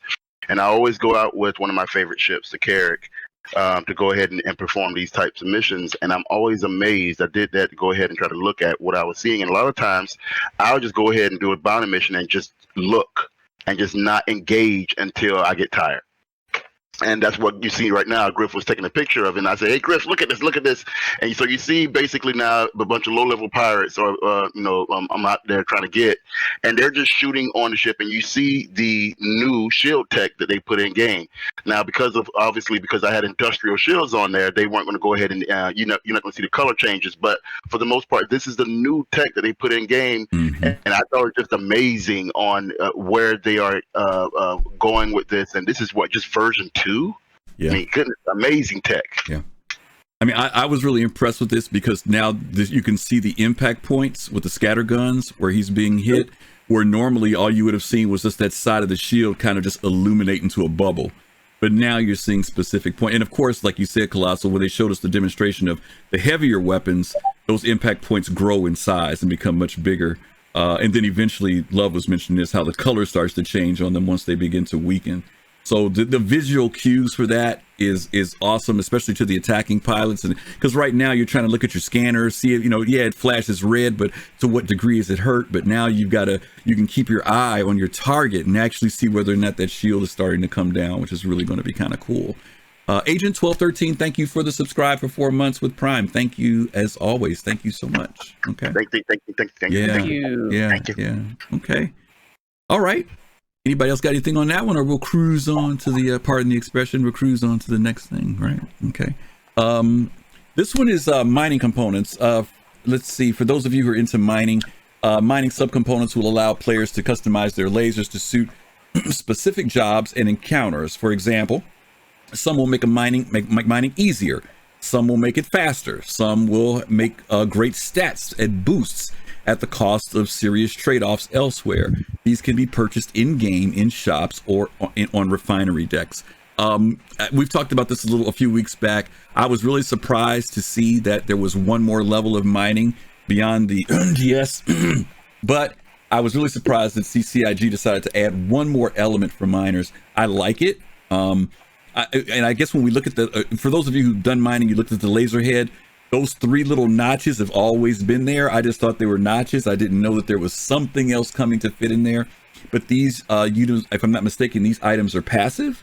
And so they are just there to help you out a little bit more with your mining. And so for you mining people, it gives you a little bit more to dig into. Yeah, L-Doc, I agree. Halfway done, because that Orion isn't out and those drones aren't out. But we'll get to that. We'll get to that later. Love, are you a miner? Do you get into mining, or is that one of the ones you passed up on a career? No, I am. No, I enjoy it. Mining's a great way to listen to music for a couple hours and chill out. Like 2 prospectors is greater than a mole, in my opinion. Like bowls are fun and all, but like, yeah, it's just one person a prospector or two people in a prospector. You can crack pretty much anything with a helix. And so these mining components, like you were saying, Griff, these are the passive components as opposed to the consumables, which are active. They have a time limit and their effects are greater in magnitude. So these are passive. You can customize, like, do you want 3 of the same one or do you want these different effects, which is kind of cool. I'm kind of overwhelmed at, like, you know, the combination possibility, but I know one of the heads is something that will, for instance, filter out inert material. Which that's a good prospect there, but I know there's other you know, benefits to them, stability or, you know, mining laser power. So they said they did this because the community was asking, and I would love to. Where do they get these ideas for the community? Because that's not the channels I see. I didn't in any of my channels. I didn't see that people were asking, "Give us more mining customizing." I didn't see that. Where is that? Show me that. I don't know. I'm a miner and I don't know. Cool. I couldn't tell you. Yeah, you know, like I said, I thought they were almost done. I was surprised. Yeah, until the Orion, of course, where everything's like on 5 orders of magnitude larger. Like the Orion's scary because it's going to cost so much to buy the components for that. I'm afraid of that. But yeah, no, the subcomponents, the passive mining head attachment components are very, very cool. Okay. Yeah. Kelosal, I know you're a miner, so fill us in. You digging it? Yeah, I'm digging it. Although there's some people out there that says if you have to use a consumable, you're not a miner, blah, blah, blah. I just think that's hogwash. You know, the more, the better. That's going to help people out to enjoy the game. It's interesting that they have passive components now that go ahead and help out with the other traits like instability and things like that. So, I mean, I'm always definitely grateful. I'm glad that they've shown a lot of love for the miners for the last 2.5 years, because for the first 6 there was no love, zero, zippo, nada. Now everybody's crying over miners getting the love. Who's the Care Bear now? You know, I mean, no, you didn't go there. No, you didn't. No, you didn't. Oh no! I just love it. Thank you, CIG. Oh, Lord. There's some more things coming my way. So. Good job with gracious. Can't let him loose, y'all. Cannot let him loose. Okay. Let's go on to the next subject. I think that's on who? That's on me. Okay. It's on me. So now we're going to the law systems improvements. Okay, and all right. So the law system improvements. Nihilus would definitely love this because he was definitely invited to that today. Updates to the law system include proxy crime when one person on board a ship commits a felony, and the option to hide notifications and criminal rating updates. I was aware of that. Option to hide notifications and criminal record tracking. Update the unmonitored bounty marker when bounty spends UEC. And looks like you got to update the unmonitored bounty marker when bounty Moby Glass remains in use for a period of time. Marker will be updated when the bounty destroys the ship, kills a player or AI. Update marker when the bounty dies or is killed, not arrested. This is interesting. I haven't experienced half of the stuff yet, so I got nothing on this, but I'm definitely intrigued just by reading this. Because the last time I did bounty, like player bounties, it would kind of it wouldn't give you their exact position anymore. It would give you this like they were here 15 minutes ago. So this is nice. This has a lot of implications. The fact that a bounty can, if they're on their Moby Glass too much, it updates their position, and that they have the option to pay UEC to become unmonitored and harder to track. Like this is good data for other implications. Yeah, so help me out. I'm trying to understand this first thing because I get the thing about the proxy crime. It said it updates to the law system includes a proxy crime when one person on board your ship commits a felony, and the option to hide notifications. And so if you're on my ship, if help me out here, if Kelosal's on my ship and he's committed a crime, is it saying that I will also carry that crime because he's on board with me? I would assume so. If I you're mean- shooting, if you're all shooting, because think about it, if you're all doing the criminal mission where we're going to kill a cop in space and everybody's shooting, only one person gets that kill right now. Right, that's how it goes. Right. That's how it goes with different bounty but missions. now everybody would stuff. catch it. Okay. Yeah. Okay, that's the proxy side of it. Okay. Wow. At least that's how I'm interpreting it, because that's how it works right now, is whoever gets the last shot, or if you're the only person to shoot on board a ship. I guess they're ship grids. Yeah, we won't go on foot. So yeah, we'll stick to ship grids. Okay, yes, but it should seriously hurt the loose ship grid. Okay, gotcha. Okay. Don't harbor criminals. That's what Harbor says. Don't harbor criminals. Because it did that. Your ship would be blue, but the second a criminal entered your grid, it turned it red. And you can see that in action. If your ship is next to security, they'll leave you alone until the person floats into that grid and falls to the ground. They'll start shooting at you. So I guess they're just going to share the crime stat too. Yeah. I mean, wow. I mean, you could get it. I mean, I had Meerkat was on my ship a while ago, and Meerkat was like, "Oh, by the way, Kelosal, I'm a level 2 criminal," and I was like, "Great, thanks a lot, appreciate it." And of course, I got a level 1 crime stat for harboring a fugitive. Okay, that explains it. Then that's when you got. That's when you got to put them in that shuttle and say, "Get out." Okay, yep. That does it. All right. Cool. Wow. Cool. That's interesting. All right. Love, I think it's on you. Yeah, sure. Yeah, I did have some experience with this one. Quantum sensitive cargo delivery missions. Addition of local delivery missions that have quantum sensitive cargo, which will explode and damage ships if taken into quantum. And again, thank you for the picture right there. These are the same little boxes and containers seen from Xenothreat. And I have to say, I'm a little bit disappointed in SIG, because Xenothreat proved that you can pick up as many boxes as you want to or can. You can go to a location, sell them off, and there is a, if you had more boxes, more money, more mission progress, whatever it was. And these quantum sensitive cargo missions right now are, you go to a place and pick up exactly one quantum sensitive box. That's and it. You can't quantum. It's literally a box mission, but you can't quantum. And it was on Hurston. I picked up a box from Hurston, and it told me the destination is 1,000 kilometers away.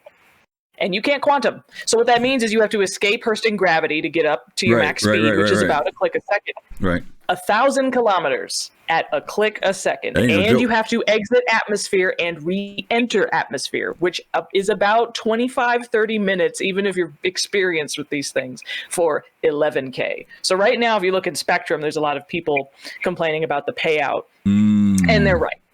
Because now you're forcing everyone to just do bounties, because you can make so much more money per hour or half hour.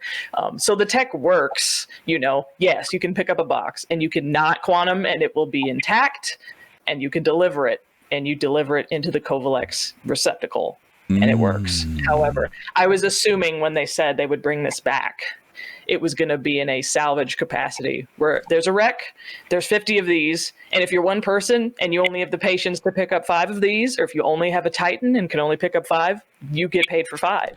If you have a crew and you want to split profits, show up with 4 people with tractor beams, move 50 boxes, get more money. That's what I assumed, and I guess I should just make a Spectrum post and try to get upvotes, because that's what I really wanted to see, is the incentive for group gameplay, not the incentive to fly for 30 minutes for 11. Well, thanks for telling me. And that's my tag talk. Thank you. No. Thanks for telling me that. So I don't know if I do that mission to make sure I'm in a Herald, so I can fly super fast to get where I'm going. I was in an MSR, which is pretty fast. You got to get a Herald. You got to get the Herald, man. That's the way to do it. Just break atmosphere that sucker in no time flat. Got you. But still, you break atmosphere, you got 1,000 clicks to go at a click a second. Yeah, no, I get the point. Yeah, you're right. That is interesting. And Dark Knight says, people have been, it's pretty bad, and people have been hollering about it. So, okay. Yeah. Okie dokie. I got nothing to say about that. I haven't tried it yet. I mean, I tried it. I mean, I know better next time to go in the Pisces. But the mission I did, LM, did have multiple cargo containers, and I was like, I wish I would have had at least another person, because it was at a wreckage. It was at a broken down. It was at a wreckage. And I had to go ahead and get, and it was more than one container, and the container, except one thing I loved about it was the container did have a countdown on it. Oh, so the time sensitive. It is time sensitive. It was time that sensitive. one. And it did have a time on it, and I didn't realize. I was like, "Oh, let me just go ahead and pick it up." I didn't pay attention to the time because when you see the mission, it does have a time countdown on it. So I picked it up, and I went ahead and when I got there were 4 minutes remaining on the mission, and I was like, "I can't get these crates in 4 minutes." So I was able to put 2 of them on my ship, because you do have to. It's not easy. You can't just go into every opening. There are some damaged doors. You have to go around and try to figure out a way to get into the ship to get it, and then you have to figure out to get it. So there's some obstacles that you have to jump on and things like that and so forth. And once you do all that, I got 2 of these in my ship, and it was like 2 minutes left. And just like LM said, you got 1,000 meters. You got to get up and get out and all this stuff. And I had to slow ship. Yeah, but that's the time sensitive. You could quantum for that. Well, by the time I got to my destination, I heard something go boom, and my ship shook. Because I think the timer is 30 minutes, and you lose if you touch one, that's your limiter, right? The first one you touch is the first one to explode. And if you're walking through, like I imagine it was a Starfarer, you're trying to get cubes, whether or not you have the tractor beam, like, yeah, that's brutal for one person. So that's why, that's why I'm here for make it team oriented. Right. And even if the timer is 30 minutes, it all depends on when you accepted it. When I accepted it, it was less than 11 minutes left on the mission. And you can see the timer count down. So the time in the mission contract was linked to what's on the cube. That's important. Yes, it was linked on the queue, because I was like, "Oh, it's 11 minutes. I guess I just snatch it." And I go ahead and snatch it. I get there. It's 4 minutes left on the freaking container. So I was like, "Please don't tell me they're in sync." Not even one there. That data is important. The data that synchronizes with what's happening with the mission drive. That's important. So that was interesting to know. And like I said, I had 2 containers and both of them blew, and I just happened to turn around and my ship shook, and I'm seeing a little bit of smoke coming out from because I had a Reliant, I had a Core, and I just happened to turn around and there it was right there. It was both ships were blown, and I lost money. Interesting mission. And lost reputation. Yeah.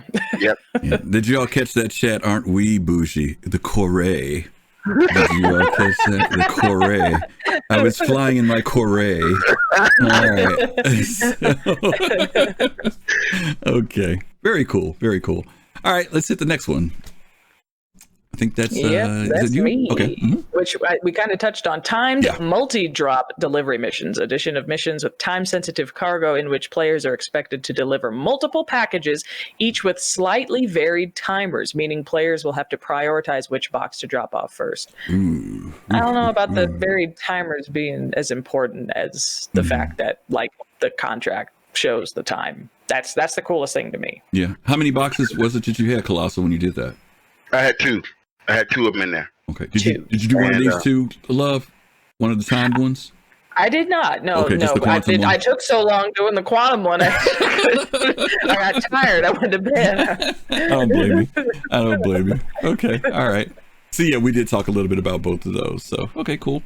Let's see how we're doing. Oh, we're doing okay on our time. Let's jump down. There are 3 new mission types that have been added to FPS mining. FPS combat, inside of caves, which introduces more, what's that, AT? NPCs? What does that mean? I don't know. An AT? More AT. What's an AT? NPCs. Like attack NPC? Is that what that means? I don't know. Does anybody know what that means? Introduces more AT NPCs into the cave and FPS mission reputation? Huh. I don't know, autonomous? I don't know. It's capital A, capital T, gang. If anybody knows what that means, feel free to AT what that is. But this is straight from the notes, so I didn't make it up. Anyway, okay, here are the 3 types of missions. You have Fps Cave Assassination. The player must navigate their way to a cave and find a civilian target. The player must kill them when they find them. If the player is in a monitored zone, the target will count as a murder victim. This mission will become available to players upon completing one Vaughn assassination mission. The next one are FPS Cave Bounties. The player must navigate their way to a cave and find a criminal target. The target is protected by armed guards who will attempt to kill the player on sight. This mission will become available upon completing the Crusader Bounty introduction mission for missions around Stanton 2 and available upon completing the Hurston Bounty introduction mission around Stanton 1. And then last but not least, there's an FPS Cave Clear All, which I've done that one. The player must navigate their way to a cave and kill all the criminals they find there. This mission will become available upon completing the Crusader Bounty Introduction mission for missions around Stanton 2, and available upon completing the Hurston Bounty Introduction missions around Stanton 1. Actually, I think, Kelosal, we did the Cave Bounty and Cave Clear All before, didn't we? When we went out? Yes, we did do those two. the cave. Yes, there was we had some NPCs up in there. We had to clear certain areas And there was out. one person in particular we had to kill, too, if I remember correctly. Right, there was one person that we had to kill. I know the one that I did prior to you guys was that I think that was the one when I fell down and I couldn't get back up. Right. I dragged my body all over the place. Yeah. And Love, there's one cave in there where in order to get into the deeper part of the cave where the people are, you have to jump on these different pillars. And I don't know if you saw that yet, but it's let's just say the fewer people you have, the better your odds of getting across. That's all I'm going to say. Yeah, those cave platforming. As someone who literally played Crash Bandicoots, and some of them are kind of hard, okay? Like, I cannot stand this Star Citizen platforming. I don't know who did it. I've played some hard platforming games, okay? I can make magic happen in Super Mario Sunshine. If anyone in the chat knows all the flips and stuff, I know all that. I know Crash Bandicoot too. The platforming in the caves in Star Citizen makes me lose my mind. It's obnoxious. Thank you for coming to my TED Talk. Yeah, that's true. Yeah, thank you, Face to Face, for saying that, because y'all did steal my stuff that was on me when I was on the body. Oh yeah, I was on the ground, stole it right off my body. Stripped and everything. Griff was talking about selling it. Yeah, well, that's the new feature they put in the game. You can sell stuff now when you take it off of people. What the heck? I was just telling people, you can sell that stuff, You but can take it off that's a whole other thing. sell it. Yeah. That's cool. Yep, that was all I said was, you can sell that stuff. All right. Sell the helmet. Yeah. Okay. Next one's on me. I think, right? Okay. No, you just read the whole. Oh, did I? Oh, that's right. I'm sorry. I'm sorry. Yeah. Kelosal. I'm sorry. I'll get back in my corner. I'm sorry. No, you're good. You're good. You read the assassination, the cave bounty, and the cave clear off. So Yes. I'm on these ships and vehicles of Aegis, Gladius, visual updates. My favorite small fighter. Right. So I'm gonna use Gladius. Love Gladius. I love the Gladius or Gladius, whatever they want to call it, and I love Aegis. So we have made many changes to the updates to increase the visual standards of the Aegis Gladius. This includes many level of detail, decal, geometry, material, and paint changes inside the cockpit and on the exterior of the ship. So they smooth ramp collisions proxies for the ships to help pushables and vehicles on them, and they removed access to Carrack and mole turrets when landing gear landed to prevent clipping issues. They also increased in-game price of Asperia Prowler to be more in line with ships or of similar role or size. They also added Mercury Star Runner to in-game shops. They added the Talon and the Shrike into game shops as well, and they added the Nomad into game shops. Nice. All right, so some of you all know that the Gladius, as in Kelosal, you mentioned this earlier, that it's starting to move toward quote-unquote gold standard. We know there are some things that they haven't added completely. Some of you remember Kelosal referred to this earlier. They haven't added the compass heading into the HUD that they were supposed to, so we're still waiting on that. But basically, I think what they're saying is they've gotten the ship pretty much to where they want it to be as far as what, the way it's supposed to operate. A lot of what you see on this video that you're watching right now are things that can be implemented both in Star Citizen, but even more in Squadron 42. Love, did you get a chance to see this whole thing with the different hatches and component areas? Did you get a chance to look at that yet? I haven't, no, but I mean, I'm looking at the video and it's looking great. Because some ships more than others have where you can open and there's supposed to be a component in there, like in the MSR, because it's relatively new. You can look at the components. Right. So this is great stuff that at least on one ship, they're getting that down. And I can't wait to see that trickle down into the designs of others. They get to the finished state. They get all their open and closed panels. They get their components so we can repair components or switch out components. And like this fuel access I'm seeing, manual refueling or the boom refueling, because that's the big update, y'all, that repair and refuel, but we're not talking about that today.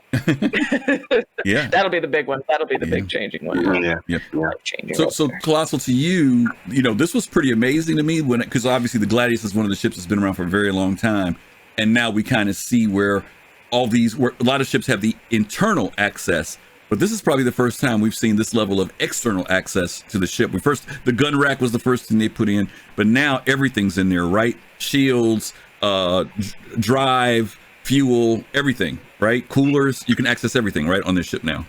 And storage. Remember, the Gladius is going to have at least 2 SCU with the storage up in there. Yes. So so they do have all of that. I would be remiss to say that also the Talon seems like it has a lot of its components and things working as well, especially in the front part of the Talon. Right underneath the nose. Check that out, guys. Right underneath the nose of the Talon, there's a open button. The Talon has these red buttons that you go ahead and press to go ahead and open up certain components. So Talon is another ship that I believe is either at gold standard or just close to being ready, but it does have a lot of components that you can open up with the Talon as well. But I am really happy with what they've done here with the Gladius, and now they're moving on with other ships to go ahead and do that to make this once again a game where it's going to be ship focused and ship intensive, to where everything, just like whether you're playing, I was talking now, is other games like a flight sim game where you can go ahead and press every button and open every component or activate everything. I think this is heading towards that. It's amazing. Good job, CIG. Okay, yeah, it's pretty amazing. And again, to be able to see that these physical areas in the ship now are accessible to us, it'll be next thing for me to be the next thing for me to see will be, how do we swap them out? What's the animation will be to actually be able to take something out, replace something? And obviously we're getting there because we recognize many of the components that are in the ship here. I love the fact that the coolers are on there. I love the fact that the shield, there's actually couplers that come onto the shield. When you look at how a shield unit is made, when you see it on the Gladius, you see that there are some couplers that come out and connect to it when they open the panel for it. So again, one of the things I love about this game is, sure, there are plenty of things in here that are cosmetic, but quite often when we see some work or detail go into something, it's because it's actually going to have a function and a purpose in the game, and it's not just there because it looks good. So I'm really excited about that for the Gladius, and for those of you I know most of you know this, we don't want to be preaching to the choir, but get familiar with the Gladius. It is the ship you will be flying in Squadron 42. So don't ignore it. Don't say, oh, it's a light fighter, I don't care about it. If you're going to play Squadron 42, you're going to be in a Gladius. So if you have an opportunity to fly one, rent one, borrow one, get used to it, because it definitely is a nice fighter, but you'll be playing it in Squadron 42. Gladius. Yep. Love, was there anything else on that list that Kelosal just read that stood out to you about the Carrack or the ships that are now be able to buy in game? Any of that stuff stick out to you? Oh, I know that's going to be nice for a lot of people to get their hands on the Nomad, the Talon, and the MSR, even though everybody has an MSR or a ship that has it as a loaner right now. So I don't know who doesn't have an MSR. And a big thing, I didn't know this was real, but the Carrack and the mold turrets, I mean, that implies that if it was low enough to the ground, I guess people could clip their way in. Oh, big time. It rumbled. Yeah, you'd rumble that ship like crazy. If you let those wings out, it was hitting the ground and everything. So they've cut that out. Some of you may remember there was a bit of controversy about the Asperia Prowler, because the Asperia Prowler was, I think, 4 million in the game. Does anybody remember 2 or 4 million in the game? But it cost $400. And people were like, them numbers ain't right. So they have increased the price of the Prowler. I don't know what the new price is. If somebody in chat knows what the new price is for the Prowler, but they said that they've made it more in line, because it was definitely underpriced in the game. And people were like, why pay that money when you could just go in the game and get it for 2 million? So that's changed. 2.5 now, Go Map, that's all it is now? Or is that the old price? Go Map's giving us a price. I don't remember which one. Oh, before it went up. Yes, that's what it was. Yep. Thank you, sir. 2.5. So they've raised the price. So there you go. It was the whole price. Okay, cool. Okay. All right. Let's see. Let's move on to the next one there. Love's on you. Yep, that's me. Weapons and items. The equipable med pen replaces the previous functionality of immediately using an FPS consumable to heal or oxygenate with the oxypens. Medical pens are equipable by pressing the consume action C key, or by interacting with a pen and selecting the equip interaction, or when selecting a pen from the I guess now they must have added this. I haven't seen this. The FPS consumable quick select wheel. The pen will use itself on yourself when triggered by clicking left mouse button, after which the pen is automatically dropped. The FPS consumable quick select wheel can be opened by holding the C key. I guess that's where I got it wrong. Because I saw the key binding in the settings, but I didn't know what that meant. I thought I tapped it, and I guess it's like C and right click or something. Medical pens can be holstered by holding R or by selecting the holster action from the wheel. Medical pens can now be interacted with in the same manner as other equipable carryables via the interaction system, and can be carried, equipped, inspected, and stowed. And also they added the Drake Buccaneer spinal mount turret to in-game shops and Arena Commander rentals. The MedPen stuff for sure works as described. I didn't know how to activate the wheel, but I did look down and I could grab the pen and I held it, left mouse click, use it on myself.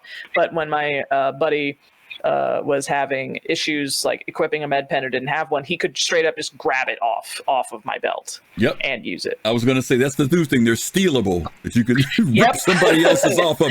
So don't walk around with them suckers, because people will walk up on you and steal your stuff and you won't even know it. Then you try to look for a med pen. It's like, where'd my med pen go? So and that won't be that way for long, because I know. It's a bug. Did say that it's the bug and they're going to take that off. I don't know if that was quick, because I wish they would have gave these instructions prior to me actually getting in trouble.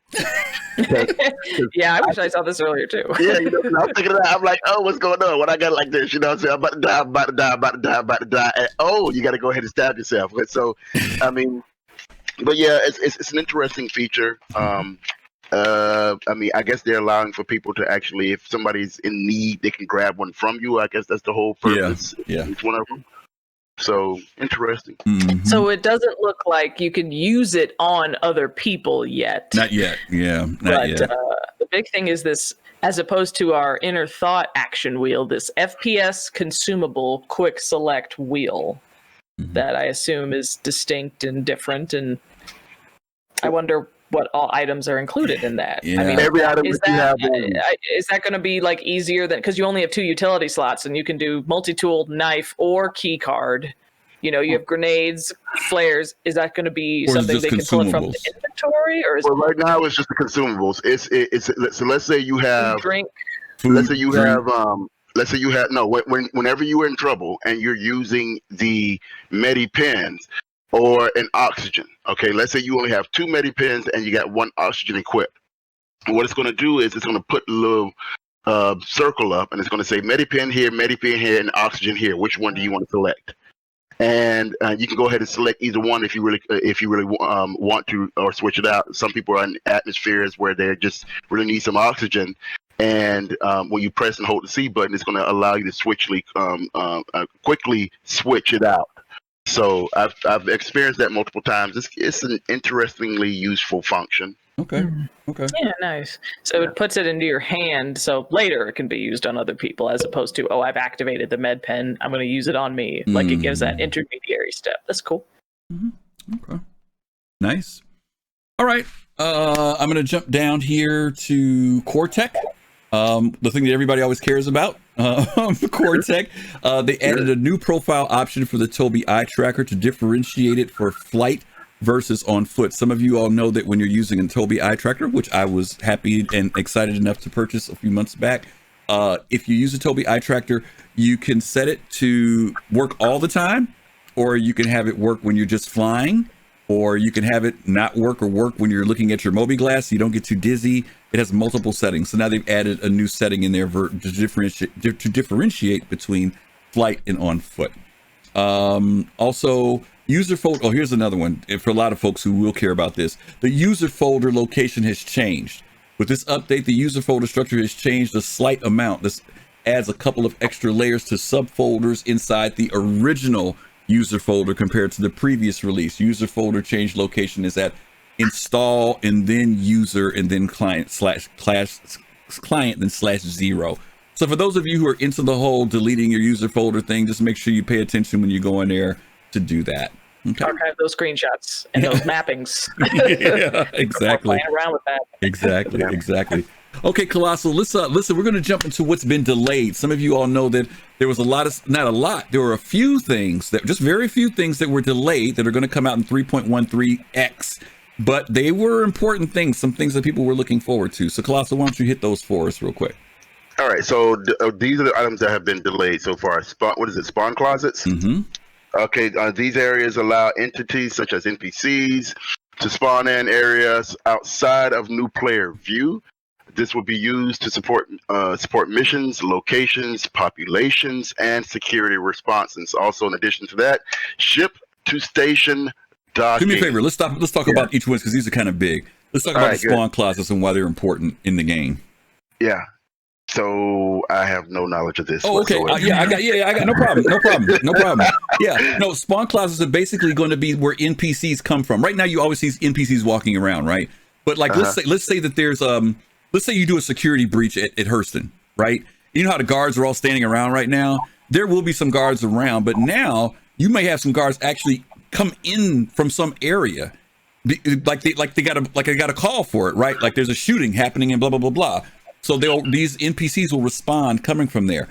Janitors who will be working will be coming in and out of rooms now when they've got a job to do in the game. So they're saying that you're going to see a shift in the population. An area may be populated with a lot of people, and then it might diminish over time. Like when you get to nighttime, maybe there are less people in the space station at that time. Yeah. So you're just going to start having this movement of life, basically, instead of these people who are just standing around T-posed or just standing on chairs or just walking, aimlessly around. They're going to have more of a purpose, I guess you could say. Okay. Yeah, they'll spawn and despawn as opposed to if you're standing in Korea, because this is a fun thing I love to do whenever I'm trying to do a bounty and someone kills me. There is something I can do to retaliate if someone's at that terminal in Korea. I can spawn the Korea mission because the second you activate the Korea mission, all the NPCs load in at about the same place and they start to walk into place. But that's what they do is they all at the same time will load in, and if that player isn't aware I did that, then the NPCs will kill them. And there you go. There you go. So spawn closets where things will enter and things will leave, as opposed to everyone just spawns in their places. That's really great tech right there. Yeah. This is the next one. Go ahead, Klaus. What's the next one? All right, so ship to station docking, which is one of my favorites. See, I'm waiting for this. Adding the ability to dock large ships to docking ports at space stations, including various related work such as having ATC assign you docking ports when appropriate, building out docking connectors and lobbies in space stations for larger or large ships to connect to. Okay, so we got a delay on that, all right? And we've seen videos on that one, but I have, Griff, you can, I don't know, Griff or LM, if y'all going to a couple of the stations where you can actually go into the actual hangar where the docking hangar collar is. You can't go into the collar itself because there's a door that's closed off, but you look through the window, little tiny windows it's got, and you can see through the long corridor. But so it's this actual area. There's somebody behind a counter. It's a pretty decent size. Where's this at? This is at any of the major stations that have like a Everest Harbor. Okay. Yeah, you can go there in the elevator now. If you go in the hangar elevators, docking A, B, and C is at the bottom of the list now. Yep. Oh, they put it back in again. Okay. Oh, it was accessible now. Okay. I mean, I didn't know that they had set that up for that yet. I didn't know that it was set up for that. Okay, cool. Yeah, you can actually go in there and actually go into the lobby. The lobby is an elongated area. There's a counter there. There's somebody behind the counter, and then there's a big old huge hangar door where it's closed and it has a window, a rectangle window where you can actually look through the corridor. So the corridor is out. It's not extended all the way out, but you can actually see it. It's quite neat. You can go in there and see it. Okay. Okay, that's something to take a look for then. Alrighty. My fear with this is if they implement it and they realize, okay, so there are ships that have the docking capability. Let's they call ATC and then they dock. Can players get the choice to dock or go in the hangar though? If they don't implement that choice, I feel like some coding logic is going to leave people out of desired situations, because those are two different situations. If you're coming in to dock, that's different than coming in to land at a hangar. Like, will you be able to repair and refuel at a docking collar? I mean, until we get the drones. I mean, but that's like, will that be our docking collars just for personnel Just movement, docking and that's or it. will they have repair and refuel support? That's interesting. That's a real good question. I never thought about that. So I hope they give players the choice. Yeah, if I need to be refueled, I can option for a place that refuels, or if I just want to unload people, I can just do that. Wow. Okay. Yep. Okay. And I know some of the collars that they've shown us are for some of the quote unquote larger ships. I think the Hammerhead is probably the smallest one that I've seen that can match one of the collars. But they do have certain collars for like ships like for the Connie. And I don't know if those are docking collars or ship docking collars. That's what I'm not sure about. I'm assuming that they're docking collars for stations, because they said that they would have different types of collars at different locations.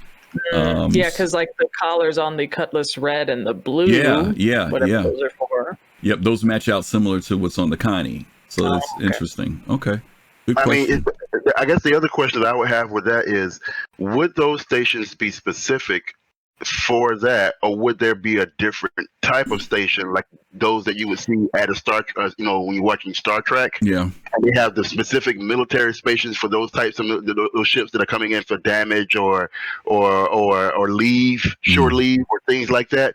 I mean, does Everest Harbor have to be specifically for somebody to go ahead and refuel, or is it just there for somebody to come in with those types of Idrises and stuff like that? And it's kind of hard for me to believe that an Idris would have to go up there to that type of a civilian type station and refuel. I'm wondering whether or not that may not even be a case, because I'm thinking about even if what's the place we talked about earlier, the Cryastro. Remember, Cryastro was only so big. You know, there's some ships that we have in the game right now that couldn't even land a Cryastro. So unless they're doing a complete redesign of it, and maybe facilities like that are the type of place, or maybe that's when the Starfarer comes into play. When you've got ships like that, you know, you've got some type of fueling that happens from a Starfarer versus the facility, because you can't, I mean, where are you going to put an Idris and refuel it? You know, I mean, you're going to dry dock it. That's going to be about it. I don't know if you're going to pull up to like you said, a Everest Harbor, maybe? I don't know.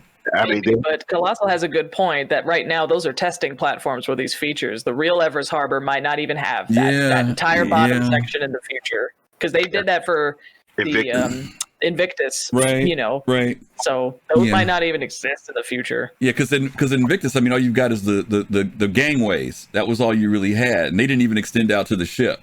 You know, so it'd be interesting to see what happens out of that. Docking collars would make sense for the Idris, etc. Okay, yeah, I see what you're saying, Trip. Okay, let's go ahead and jump to the next one. Tumbro Nova. The Tumbro Nova, building, implementing, and balancing the Tumbro Nova as a drivable vehicle. Yeah. The Tumbro Nova, I'm going to try and find a picture about it. Why don't you guys talk about it real quick? I'm going to see if I can find this picture real quick. We've seen a lot of it. They've shown a lot of it lately in their videos, so I'm kind of surprised. I mean, I guess with, you know, the Crusader series, they're just going to release them all at once. But in different videos and stuff, we've seen a lot of the Nova. I mean, yeah, they did talk about it in the past video. They sat there and said one word: epic. I mean, they asked him about how does it sound? Epic. Well, how does it look? Epic. I mean, right. All right. So let me ask you guys this question about the Tumbro Nova in chat. You guys can chime in on this. Do you think that people are underestimating the Tumbro Nova? And what I mean by that is, I'm not talking about in relation to firepower. I'm referring in relation to its use. The Tumbro Nova is not a one-person vehicle. Right. Correct. Do you think people are going to be factoring that in when it comes to the use of it, to actually maximize the use of it? Because I'm wondering whether people are still thinking like World of Tanks. You know what I mean? Are they really thinking about this vehicle? That you're going to have multiple people in it to use it. That's what I'm asking. What do you guys think? Ellen, you want to take this? Because I mean, Griff, I would love to see the pictures that you have with not only just the Tumbro. I just got it. It was something that Cosmic. It was something that Cosmic posted the other day. Right. There were two of them. This is one of them here for you guys who can see it. I'm sorry I didn't have this prepared. Right. That's one. It's compared to the Ballista. They're giving you some type of size thing with it. And then here's the other picture. And the cannon on it is a size 5. They just that in the patch notes, which is huge. And so a big thing is the range. The range is what will make it deadly. You know, if it has short range and it can't engage ships before ships engage it, you know, Yeah. Some people might see that as its big weakness, so I see that as its strength. I'm going to work off the assumption that these measurements are right. That little box at the very front of the red car is a washing machine. So they're trying to give you some proportionate ideas as to how big that tank is. And you can see there's another tank parked alongside of the tumbrel tank. That is a big tank. It's going to be big. They've shown like a model in gray box. They showed a player character next to it. This thing is going to be huge. If you can pull up a picture of it next to it, along with the Hercules, what is it, A2 or the which one's the one that carries it? The C2, the picture of the two tanks. Well, only one tank is rolling out of it, but everybody assumes that it can hold two tanks. But that's two, right? The picture. Yeah, right. Wow. Shipwreck, thank you so much for the subscription. And Clayrod, I mentioned it earlier. Thank you for the follow. I didn't get to say it to you. I typed it, but thank you for the follow. What were you saying, Kelosal? Now, if I could pull up what? If you got any pictures of it next to one of the Hercules ships that's supposed to be carrying it. Oh, yeah, the C2 where it's the desert and they're rolling the tanks out of it. Okay. Yeah. The picture makes everybody imply that it can hold two tanks, and I hope they built it with that in mind. No, it is on the specs on it. It shows that it can carry two. That's the one thing I can tell you that it is in this, because when I was trying to measure out between the C2, M2, and A2, they have a diagram of the interior or what you can fit in it as far as tumbrels, tanks, and something else. I forget what the other thing is they have it set up for. It might take me a minute to pull that one up, but okay. No, it's okay, because I see some right here. Look, this, and I'm seeing at least two coming out of this thing from the back. Okay. Yeah, that's the picture. So wow, this is. Someone really made. Hold. I'm sorry, guys. Someone made an emote of my face. Yes, and mine too. Mine is up there. I saw mine just up there. That's a first for I'm sorry. I'm sorry, Colossus. I made it, guys. Twitch emote. Thanks, Shipwreck. Yeah, I saw mine up there. I said, "Oh dear." These ships are going to be huge. These tanks are going to be huge. These tanks are going to be massive. They're going to be just as important, if not more important, than what you just put up there. The one that shoots the missiles, or the torps. Are they torpedoes that's on that ship, or it's on the ground vehicle, the ballista? Those are missiles. Right? Missiles. All right. So. There's a lot of firepower with this, and I think you have to have a minimum of at least 3 people on this thing, a minimum, around 3 or 4 people, because one is going to be up at least talking about shoot here, one's going to be on the gun, and the other one's going to be on the missiles, because you got missiles in the back as well. This is a heavy tank, and based off of the lack of information that they were trying to give us at the last show that they did. Using the word epic and things like that, especially with the sound. I'm encouraged to hear how this thing sounds as it goes across the land. Yes, the tread noise. Right. What's that going to be like? Treads are important too. In terms of ground vehicle tech, the treads are important. Yeah. Right. So I can't wait till this comes out. What is it, 313X? Or when? Yeah, it's one of us. It's in 313. It's just one of them. Yeah, one of the updates. Yeah. Okay. One of the patches that will be coming out. Okay. Interesting. Okay. All right. That goes right into Crusader, right? Yeah. You can keep going. All right. So the Crusader M2 Hercules Starlifter, it encompasses all tasks, including design, art, audio, and tech required for the implementation of the Crusader M2 Hercules military transport into the PU. What do you think about that? Well, let's go to let's start with Love. Love, have you got an M2 or I'm sorry, was the M2 right? M2 first? Is that which one we're doing first? The military variant, which is, as a military transporter, it has more guns. It has like 7 or 8 turrets. Oh, look, nice picture. Nice, there we go. Yeah, so it has like hella turrets, less cargo, and for something that's monochromatic, surprisingly, it's not in my inventory.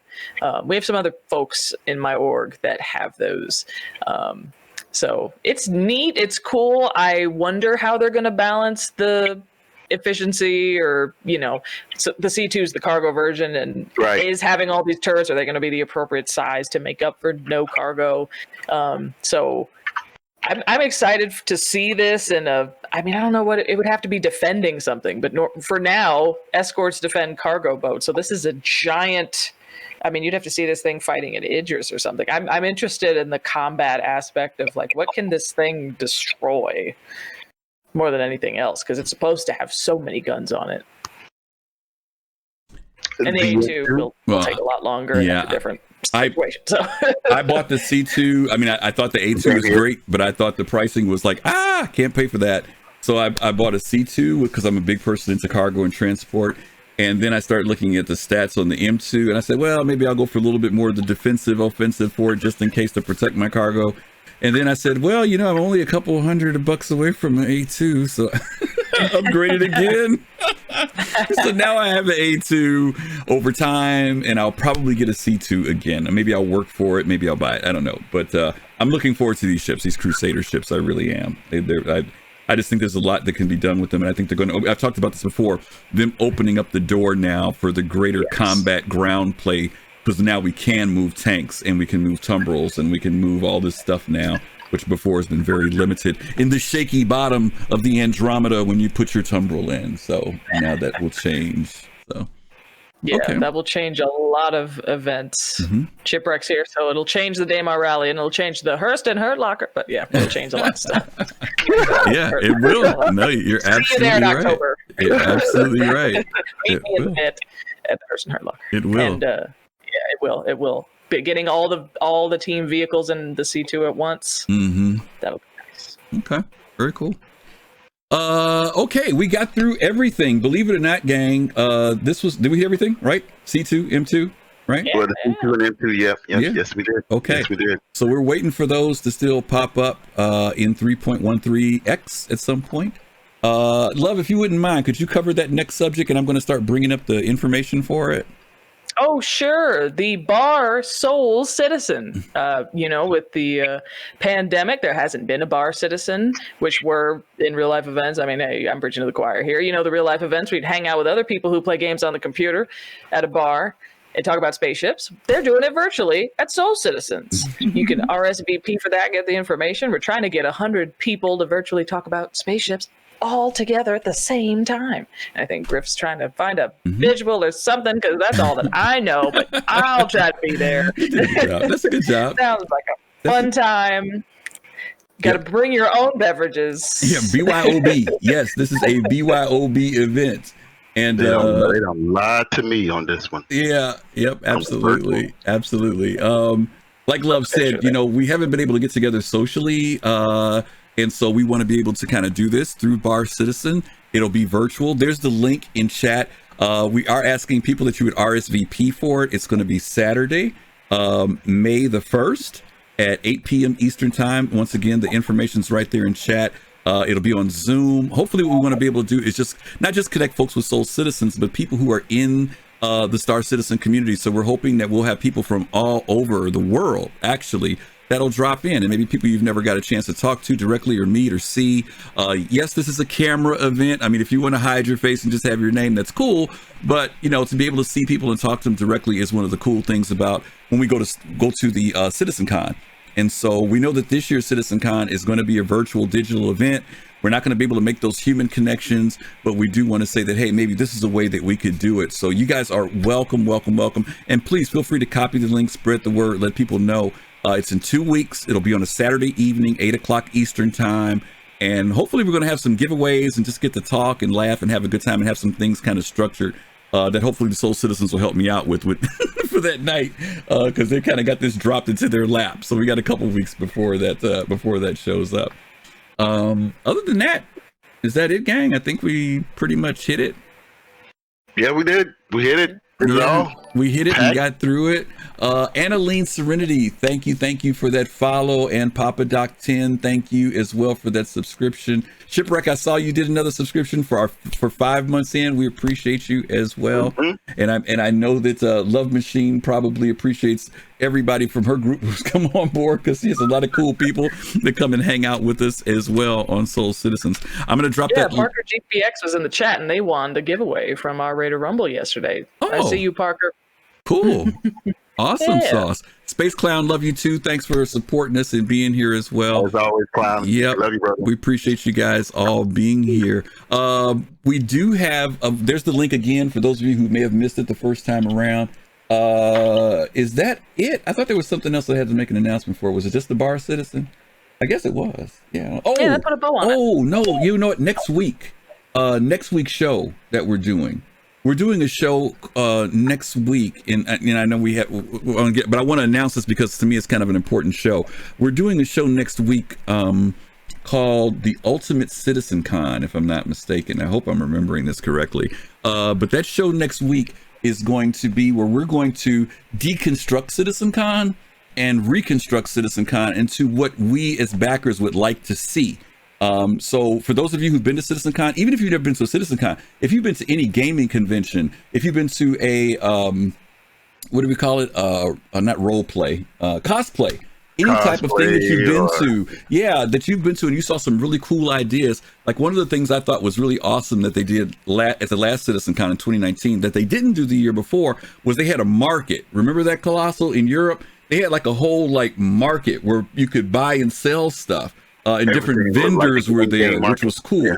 The year we went to Austin was the year they had the role players there. All the ship manufacturers were there, and they were role playing. They were dressed up in like Drake uniforms and Aegis uniforms, and these were professional actors that they brought in that made the event really nice.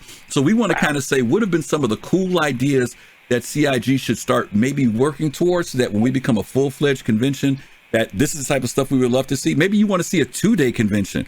You know, some of us remember when it was like 3 hours and that was it. You know, now we've been seeing it grow and grow. So you guys, we would love to have you all be on the show. Give us your ideas. Some of the Soul Citizens will be sharing the things. And we may have a special guest. I'm not going to say who it is because we haven't got a confirmation yet. We won't know till Monday or Tuesday. But we may have somebody that can lend some real information into what it means to do a convention for CIG. So we'll let you guys know if that's going to happen. But if not, we still want to hear your suggestions because CIG stops in on our show sometimes and pays attention and says, hey, look at what those people are doing over there at Soul Citizens. Other than that, I want to say thank you to Kelosal. Thank you to Love Machine. Kelosal, where can people find you? Tell people about that. You can find me. You'll find me a lot more when school gets out in May. But you can find me pretty much here in Soul Citizens. And thank you, Griff, for having me on. LM, always great to see you. I also do want to give a shout out to not only just LM, but her org as well. And I got to give a shout out to our org, Test Squadron, Best Squadron, as always. Other than that, you'll see me on here. And I look forward to see you in the verse. Yeah, very cool. And LM, where can people find you? I fly with the Rec Raiders, so twitch.tv/Rec Raiders, as we say. We are an org that is traditionally a salvage org, but we make our own fun. We do our own events, and we just had one yesterday called the Raider Rumble, so you can check out all the takedowns from that in the clips section. I'll put that up on the YouTube. The link to our Discord is there on our Twitch page, so you can join in and catch us in the verse, making some trouble, doing some shenanigans.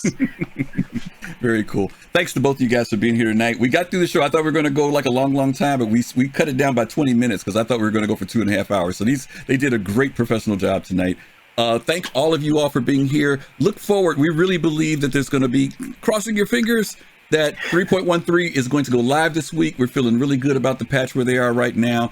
Hopefully we'll see you guys in the verse. As always, we want to tell you guys to stay safe, stay healthy, and as always, peace, love, and soul. We're going to send you guys over to the man himself, the maniac himself, Uber Nerd. Uber Nerd usually raids us. We're going to raid him tonight. Y'all give him a shout. Yell at him when you get over there. Send some love from the Soul Citizens. And hopefully we'll see you guys next week. Until then, take care of yourselves. Don't forget to register for the Bar, Soul Citizens. And you guys take care. Peace, love, and soul. Have a good night. Night. Bye, guys.